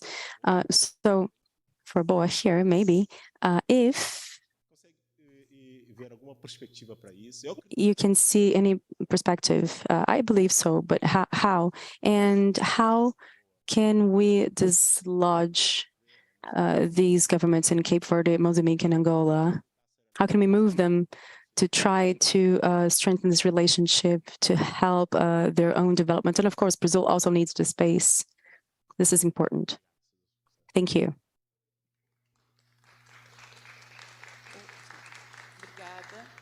Thank you. I'd like to, does anyone else want to ask a question? I think we could have 3 questions and then open for the comments. Yes? Mais alguém? Anyone? Okay. Boa tarde.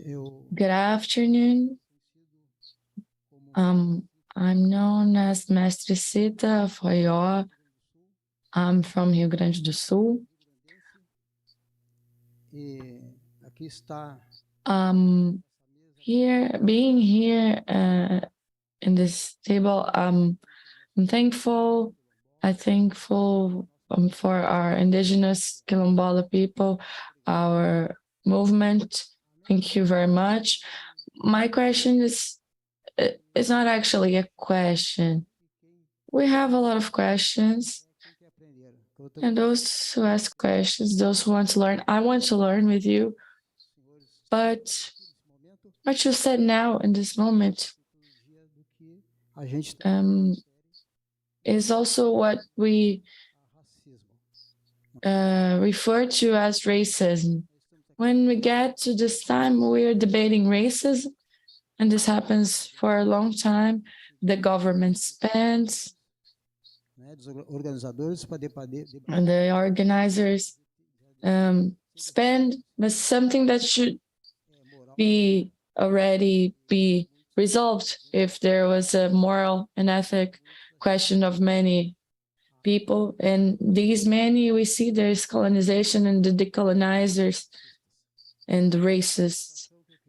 But something I would like to point out to help this Quilombola issue and to everyone is in Rio Grande do Sul, in Porto Alegre, there are urban and rural Quilombo communities.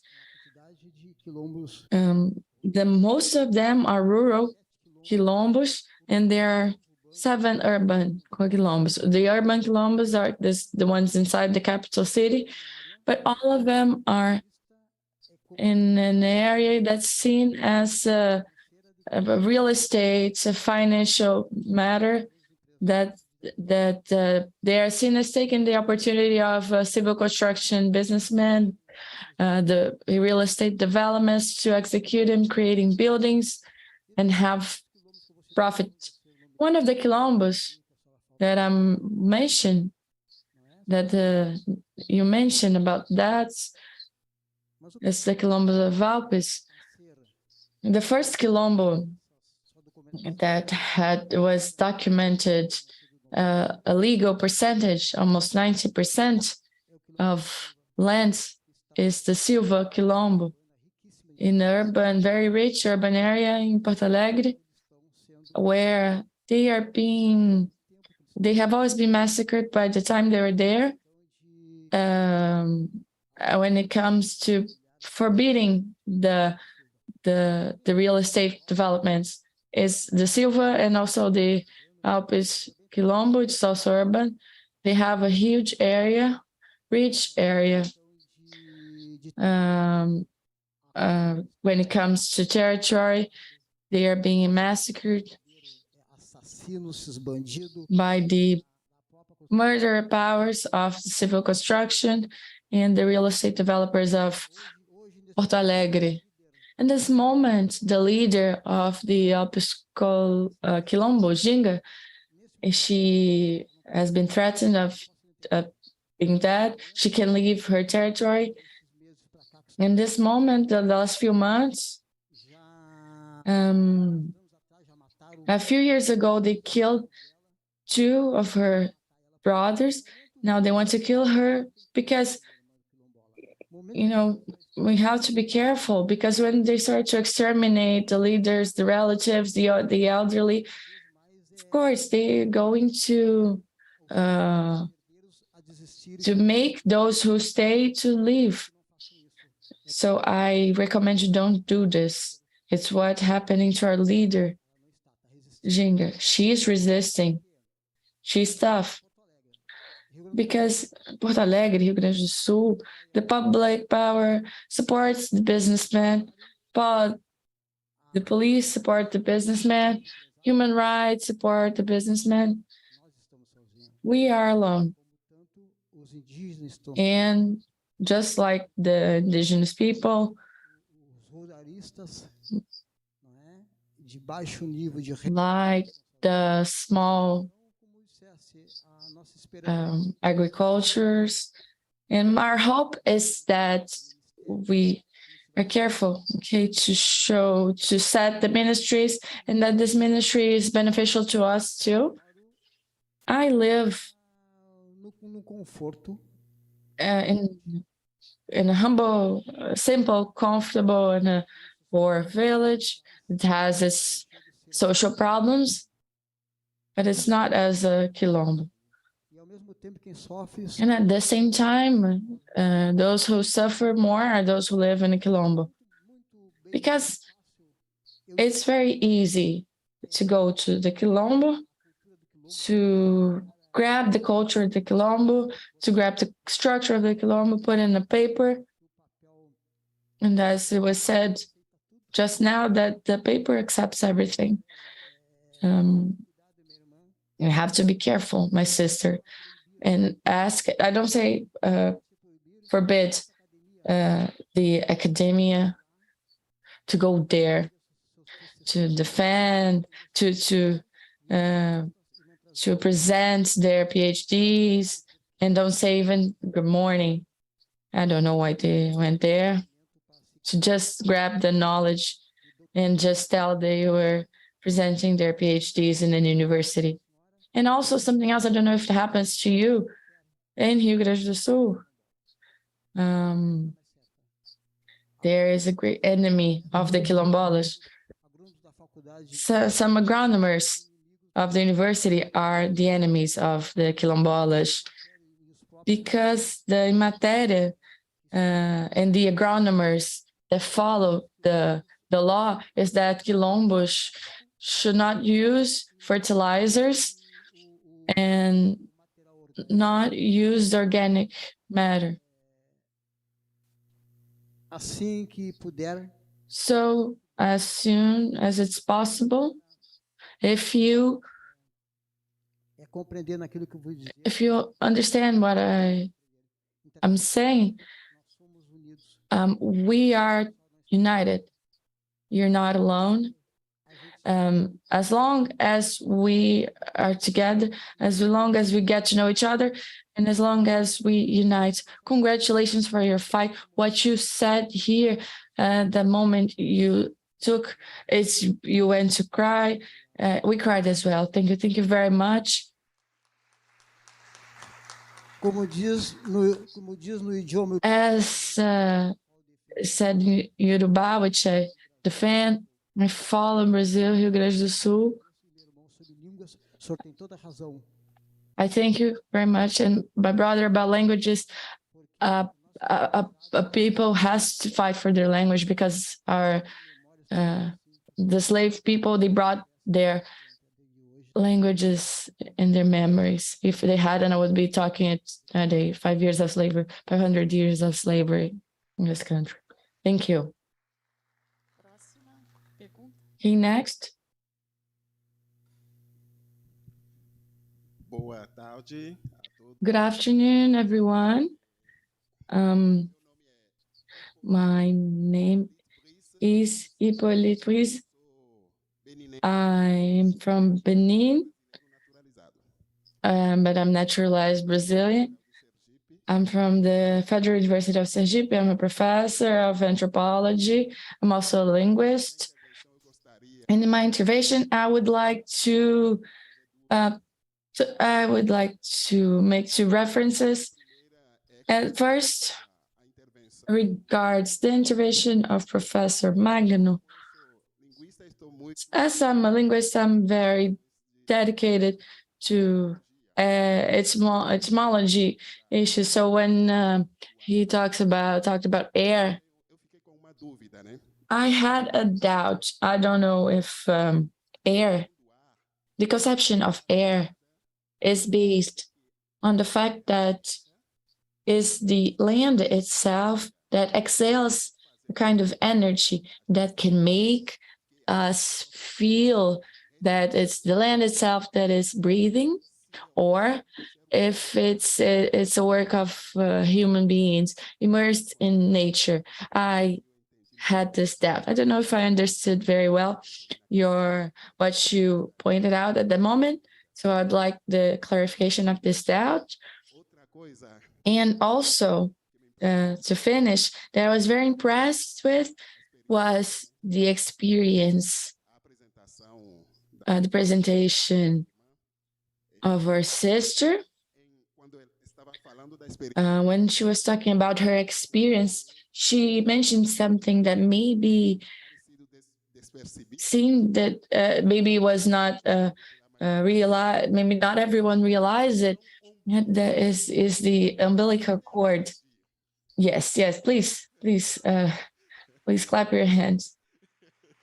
Please. Como é uma sessão. Since it's a session with a nice dose of applause, yes, I claimed it.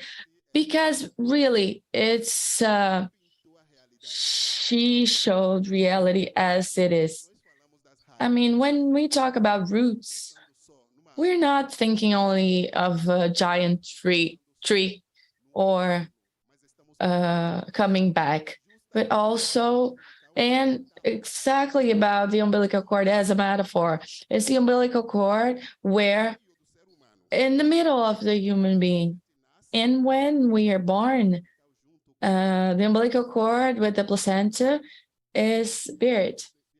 So she mentioned burying the umbilical cord is a fundamental reference that defines and reinforces much more the idea of crossroads.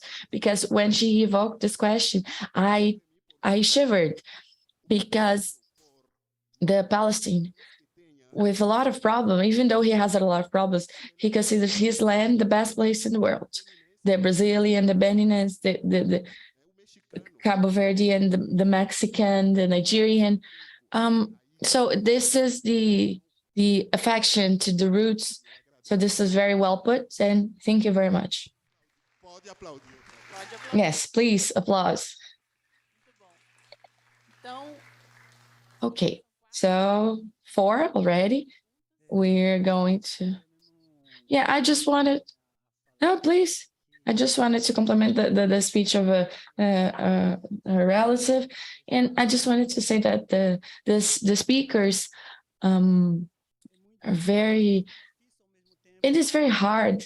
And at the same time, we are living to talk about the fight, but directly to my relative, that we grew up together.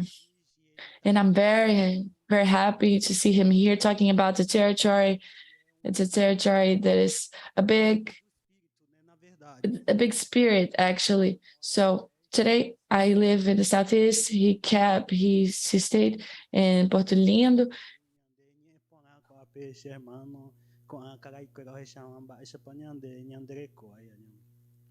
Pode aplaudir, gente.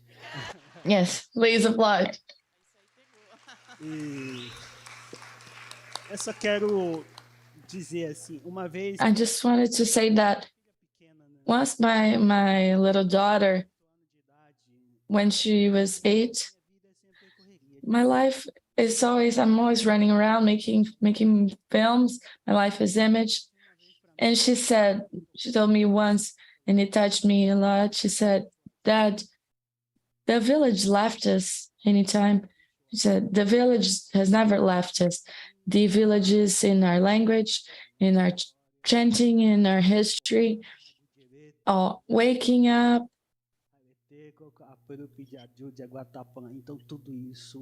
So all of that, it's a territory that we carry our feelings, big branches that always waits for the birds to stop in it. And in our spirits is the birds. That's what the elderly in the prayers when they baptize us.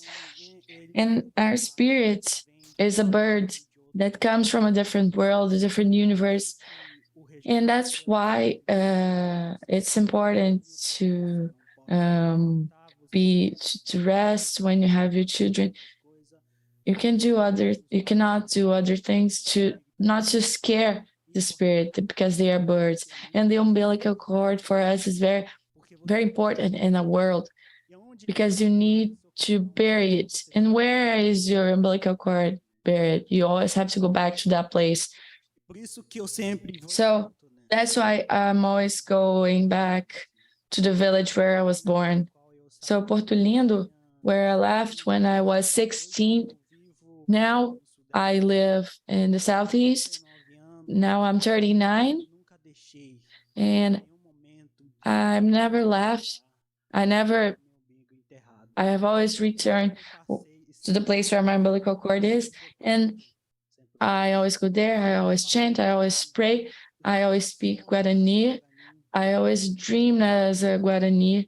I always dream how the world can be better tomorrow, because we, the youngest, have to take the story of the elderly, because in our world, we don't have much elderly anymore. So we have to be strong, because the city is coming to us. And nowadays, some territories suffer this pedagogy of silence. Why is this? Because some people of other languages come and they want to intervene in your language. They want you to speak a language that you don't know, a language that you don't dream, a language that you don't even imagine that you could speak.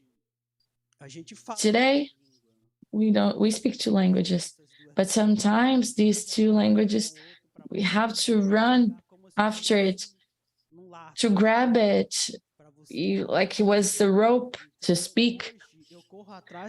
Nowadays, I run after the Portuguese language to speak here, anywhere where I am. For example, where I have my relatives, I am not able to speak Portuguese because Portuguese is a second language that was born in the tip of a pen, but Guarani was born with me in the basis of the sound, music, the beautiful words of my mother. While that's what I always say, that the territory is our mother, is our blood, it's our trees, the branches where the birds sing, and we are birds that sings for a lot of people, and many people can sing, can listen to our melody. Então tudo isso é and all of these are chants that may sometimes bothers people around us in our territory, and with that they want to shut down this chant, but we'll never be shut down because we didn't start fighting now. We've been fighting and we'll fight till the last straw. tanto na universidade, The relatives in the university, in other places, public matters, because we cannot run away. We have to face as equals. We have to fight with pens, not with arrows, not with guns. So I just wanted to reinforce the speech of my relative, my brother, and I'm very glad to see him again, to see him speaking and playing his role. As I said yesterday in my speech, that in our Guarani world, the paper is not very important, but here in this world it is. So it means that if you're a master, if you're a PhD, people say, wow, this guy knows stuff. But in the village, it doesn't work that way. In the village, you are born knowing, you are born having the knowledge through the chants, the spoken stories, since the womb of your mother. So I think that's it. I'd like to share this with you. I'm going back today. I'm going back to Rio de Janeiro, and I'll keep walking. And that's why I say I'm from everywhere. Pode aplaudir. Obrigado. Ai, que lindeza.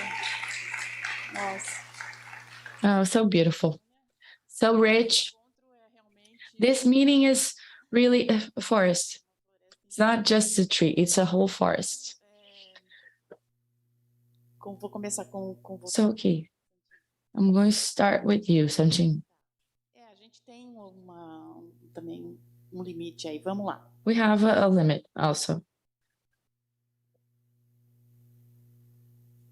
Então, Okay. Okay, my companions, first of all, eu devo agradecer I'd like to thank you a lot for this moment, your invitation made a few months ago. I have no words to thank you on behalf of me, on behalf of the movement, because when we go to an event, there's a schedule, we get ready, but we don't know beforehand how it's going to be, what you'll see, who we're going to talk to. So I wanted to say that I'm very proud, I'm very honored to have talked to you, and I honestly I'm speechless, really. And it's not just to thank, but I really have to thank you, to say how much it enriches us, our cause, the MST, and also mine personally, my existence. And the remaining of my existence gets richer, gets valued, gets bigger. So I'm really speechless. And what our brother said, lastly, they want to kill this existence. The main thing they want to kill is not our physical body or to own our physical territory, but is to kill the symbol, what is symbolic, the umbilical cord. That's what bothers the high classes. Do you agree? has always been segregated. Since the 16th century, our people, the working class, the indigenous, the liberated slaves, not because they didn't want slavery anymore, but for circumstances of capital, England didn't want it anymore. So it was delayed 60 years here, and it was delayed till the white people were found starving in Europe. They were eating birds' eggs. The freedom was delayed in over 60 years till they found the cheap manpower to replace the slavery. And we have a debt with you, my brother. We discussed the national directorate of the movement. We have a debt as Brazilian people. We have a debt with the African people. We have a debt. So let's applaud and recognize this debt. We have a debt with you. And we at the MST yesterday, I think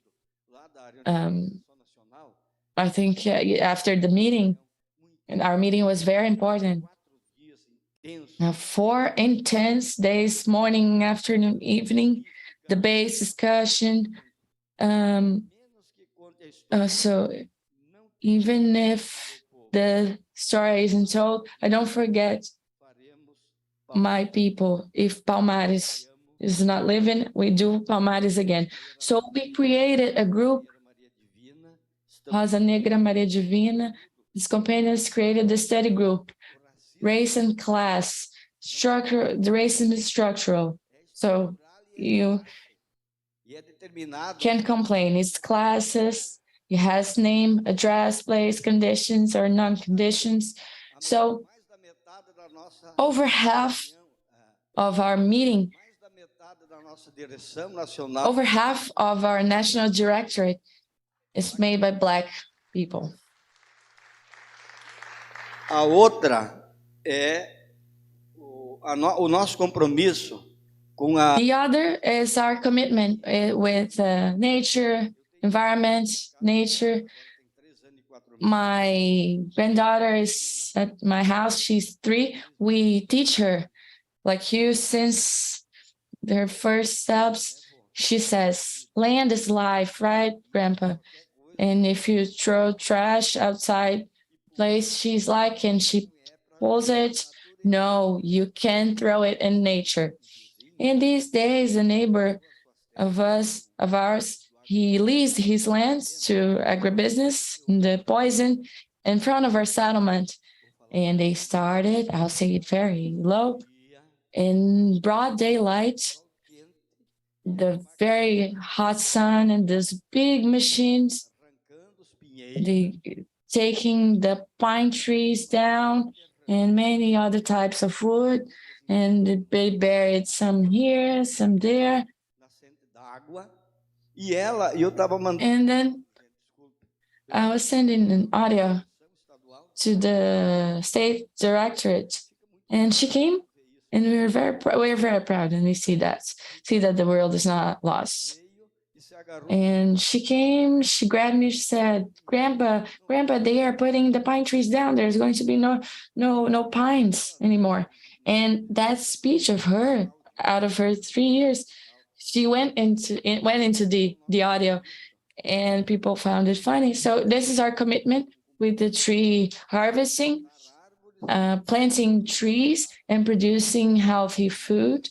It's 100 million trees, native trees and fruit trees we have committed ourselves to planting. And there is a verse by Milton Nascimento I would like to read to you. Nova aurora cada dia. E há que se cuidar do broto para que a vida nos dê flor e fruto. E agora, então... Now, so I like to answer the questions first. Paulinho, MDA, or the other name you give. We have discussed in the National Directorate our commitment in this entity has to encompass this dimension, all this dimension, and I do believe that is going to play the role, and a much more important and strategic role and fundamental role than in our previous governments. I believe. You asked if I believe. I believe. And do you believe in Lula? I believe in Lula. And I trust him. And he's much more prepared.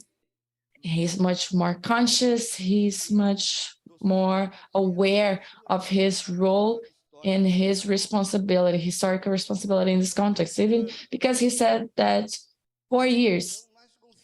So we trust him. And if it depends on him and his will, his consciousness, we are fine. And we know that doesn't depend only on his will. It depends on the correlation of strength, the Congress, all the things. And there's that transition, that crazy transition. And there are a lot of questioning. But Santim is there. There are people there already. But wait, let's trust the man and let's trust Lula, what he represents.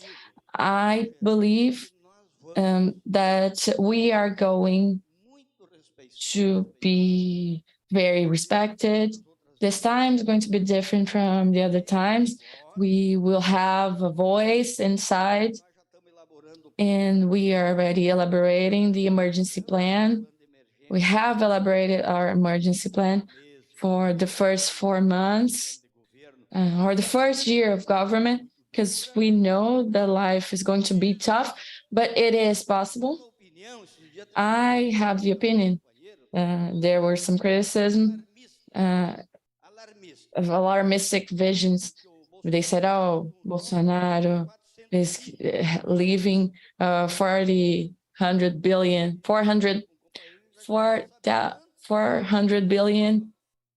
debt. We knew that before the first round. And we knew that before. But Brazil is big. Brazil is rich, and the Brazilian people is even bigger. And we're going to recover all that. We're going to recover. Okay, applause. We're going to recover that. We're going to put our people there to do this. And a lot of us, we are appointed. Take over this and think, okay, this is... No. We're going to put our people there, but we're going to be in our place, which is to fight and organize people. And this is our place, isn't it? Because on March 13, do you remember in the pandemic,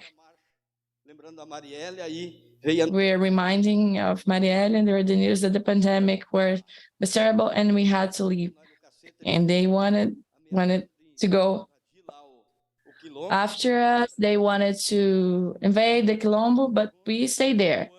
We made lunch, we donated food, not only leftovers, but what we said we're going to donate to you that day, March 13, but only because we were there a little bit.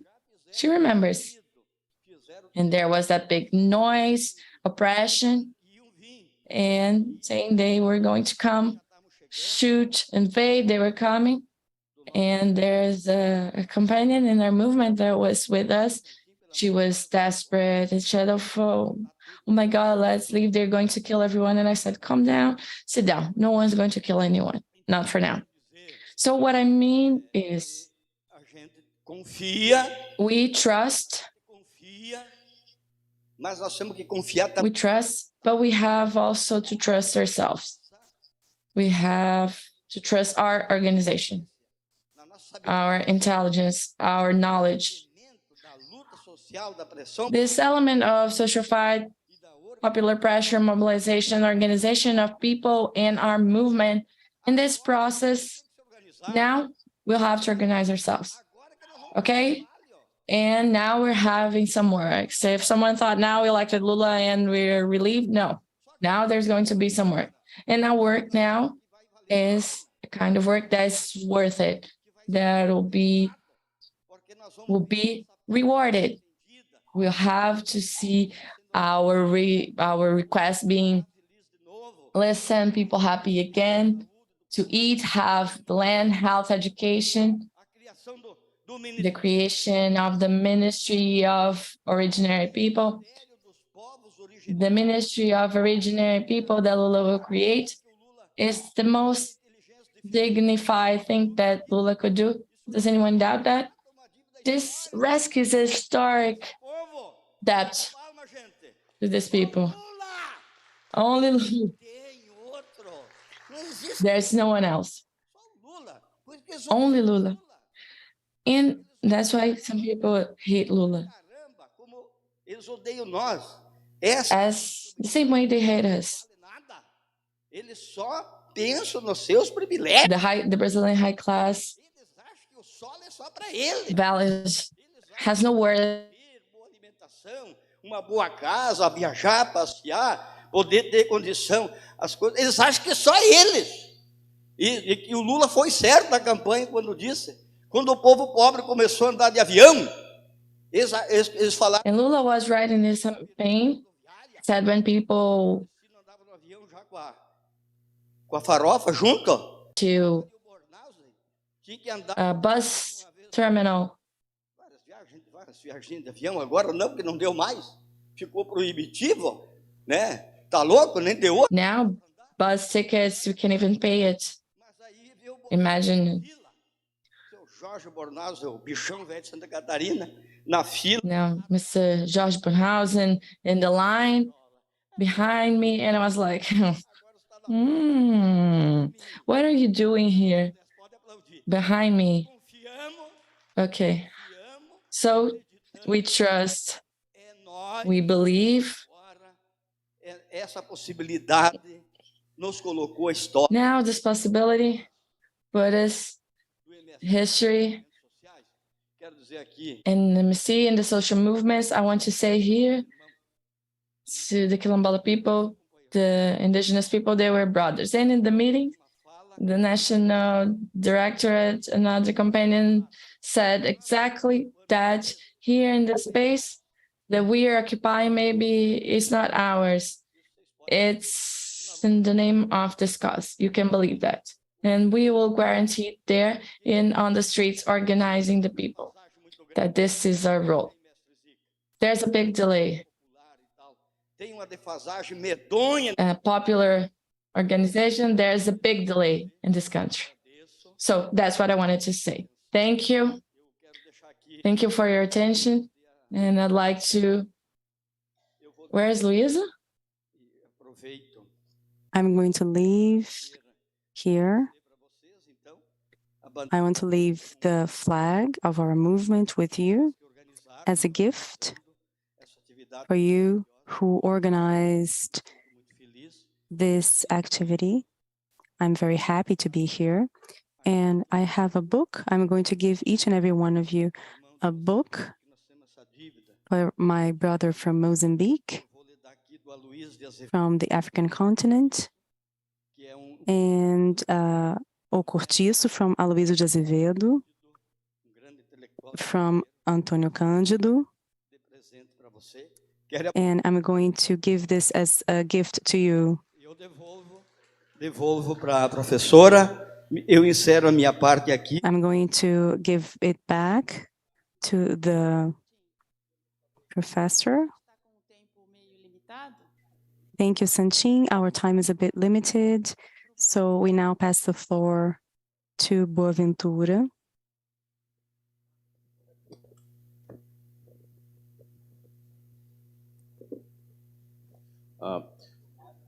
Eu vou ser breve, como sempre.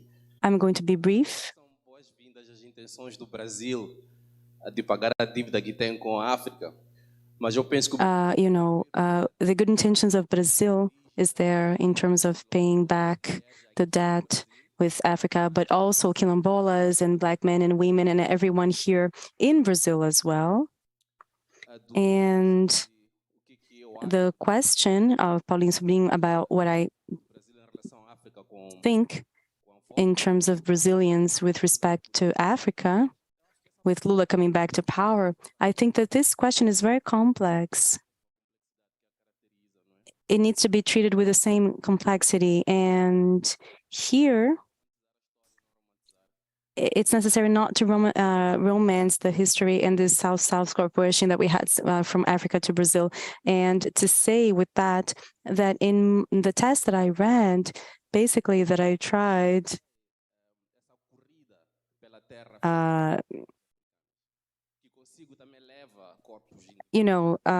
and also believes in these bodies because of the capitalist will, and happy, fortunately or unfortunately, including Brazil, during the time in which the Labour Party was in power, and I am from the Labour Party, okay? I campaigned for Lula and I voted for him and all, but it was the time in which the Brazilian capital penetrated Africa the most. And it was not just beautiful relations in education. We had that as well, but in health as well. But it was the time in which the Brazilian capital had more space in Mozambique by means of Vale and programs like Passavan and others. And this had its own contradictions. So we expect that in this return of Lula, this relationship is much more friendly, and that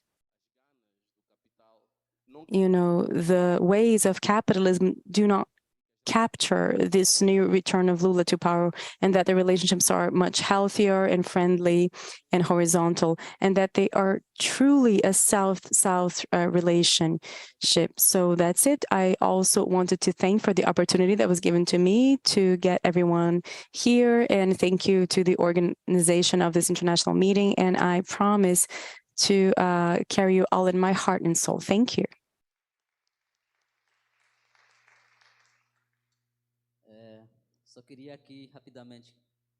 Very briefly, I'd just like to compliment when Alberto mentioned the umbilical cord. If we translate again into our language, we call that puruã.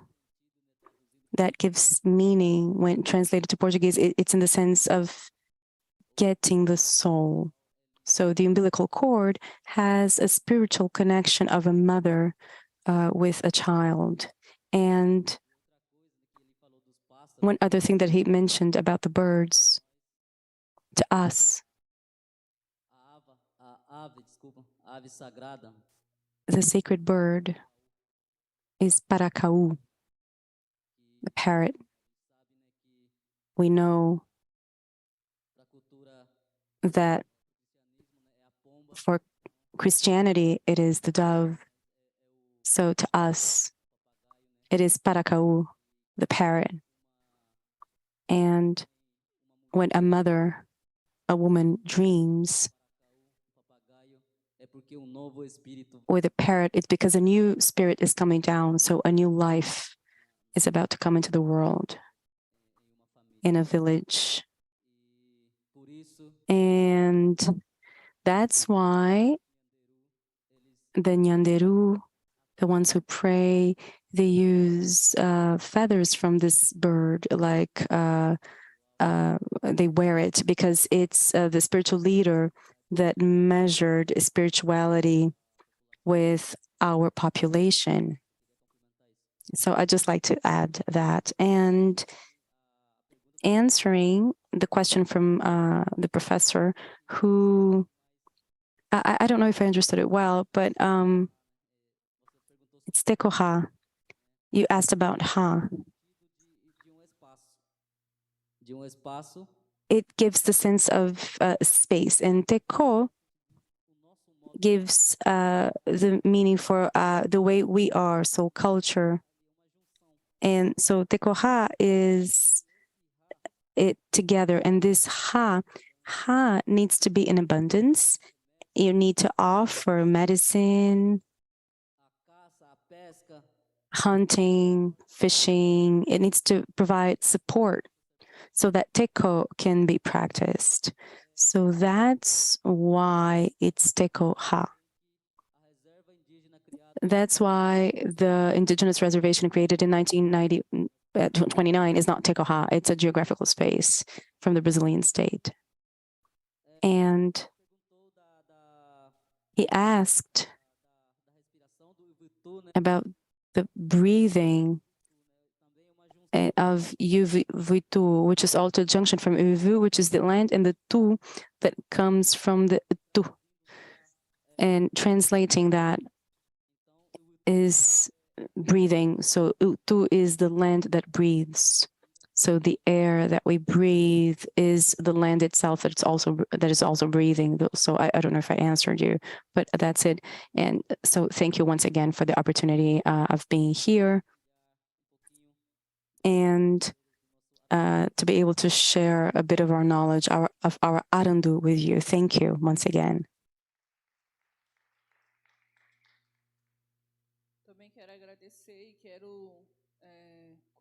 I'd also like to thank, and as our brother there mentioned, they were at the Quilombo, and we reclaimed on February 14th, 2020, on March 13th, he went there, and everyone was desperate because to them, it's an occupation. For us, it's a reclaim. And he said, oh, the Quilombola from there, and Palhoça, that they said, the Quilombola from Palhoça occupied the park that to us is reclaimed. And they already called the landless movement to take care of the rest. You know? And, you know, they already wanted to shoot us and beat us up. And it was despair. After you left, people were desperate. And they were even further desperate. And everybody started to say, no, hang on. No one's leaving here. We only leave this place dead because we had so much trouble to reclaim this. And how can we go back now? And to our surprise, the answer from the Black population of Florianópolis, it was very swift. When we realized in less than 2 hours, the Quilombo was filled with Black population defending the territory. And they remained there with us. There were a few people from Rio Vermelho who also remained with us until we felt safe. And after we felt safe, then they left little by little. But in his talk, you can see how conflict emerges. And, you know, about the umbilical cord to us, it's exactly that. It's when the mother, she feeds the child by means of this umbilical cord. And we believe that regardless if you're cremated or not, if you put that in the water, it's going to go down, or if it's the river, it's going to go back to the earth, right? Because everything goes back to the earth and to the land. And when you bury the cord, you're going to die, you're going to go back to that place because everything goes back there. So the earth feeds from it. It's, you know, a cycle.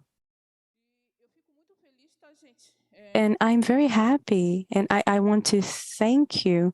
I'm very happy when I see the African population, so when I see you here and you,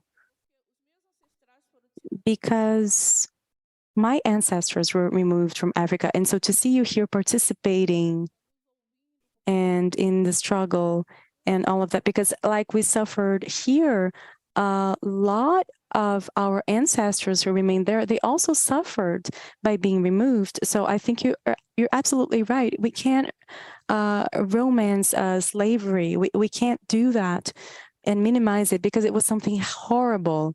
We can make justice. We can do politics about it. We can put things, because we talk about the Black people, but there's the Black people, but it's very important. And I say that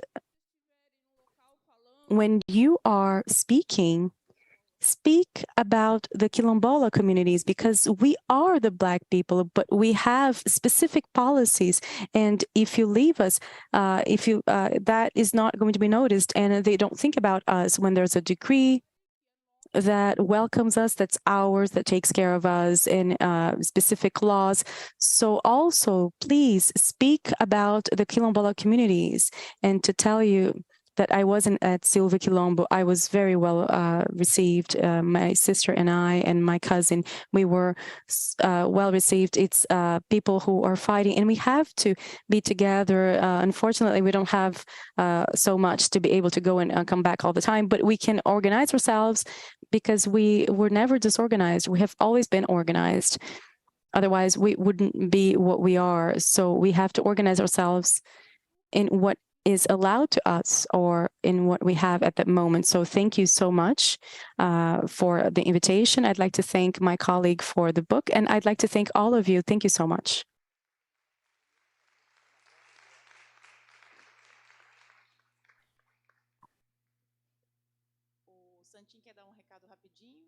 Santim wants to say a few words.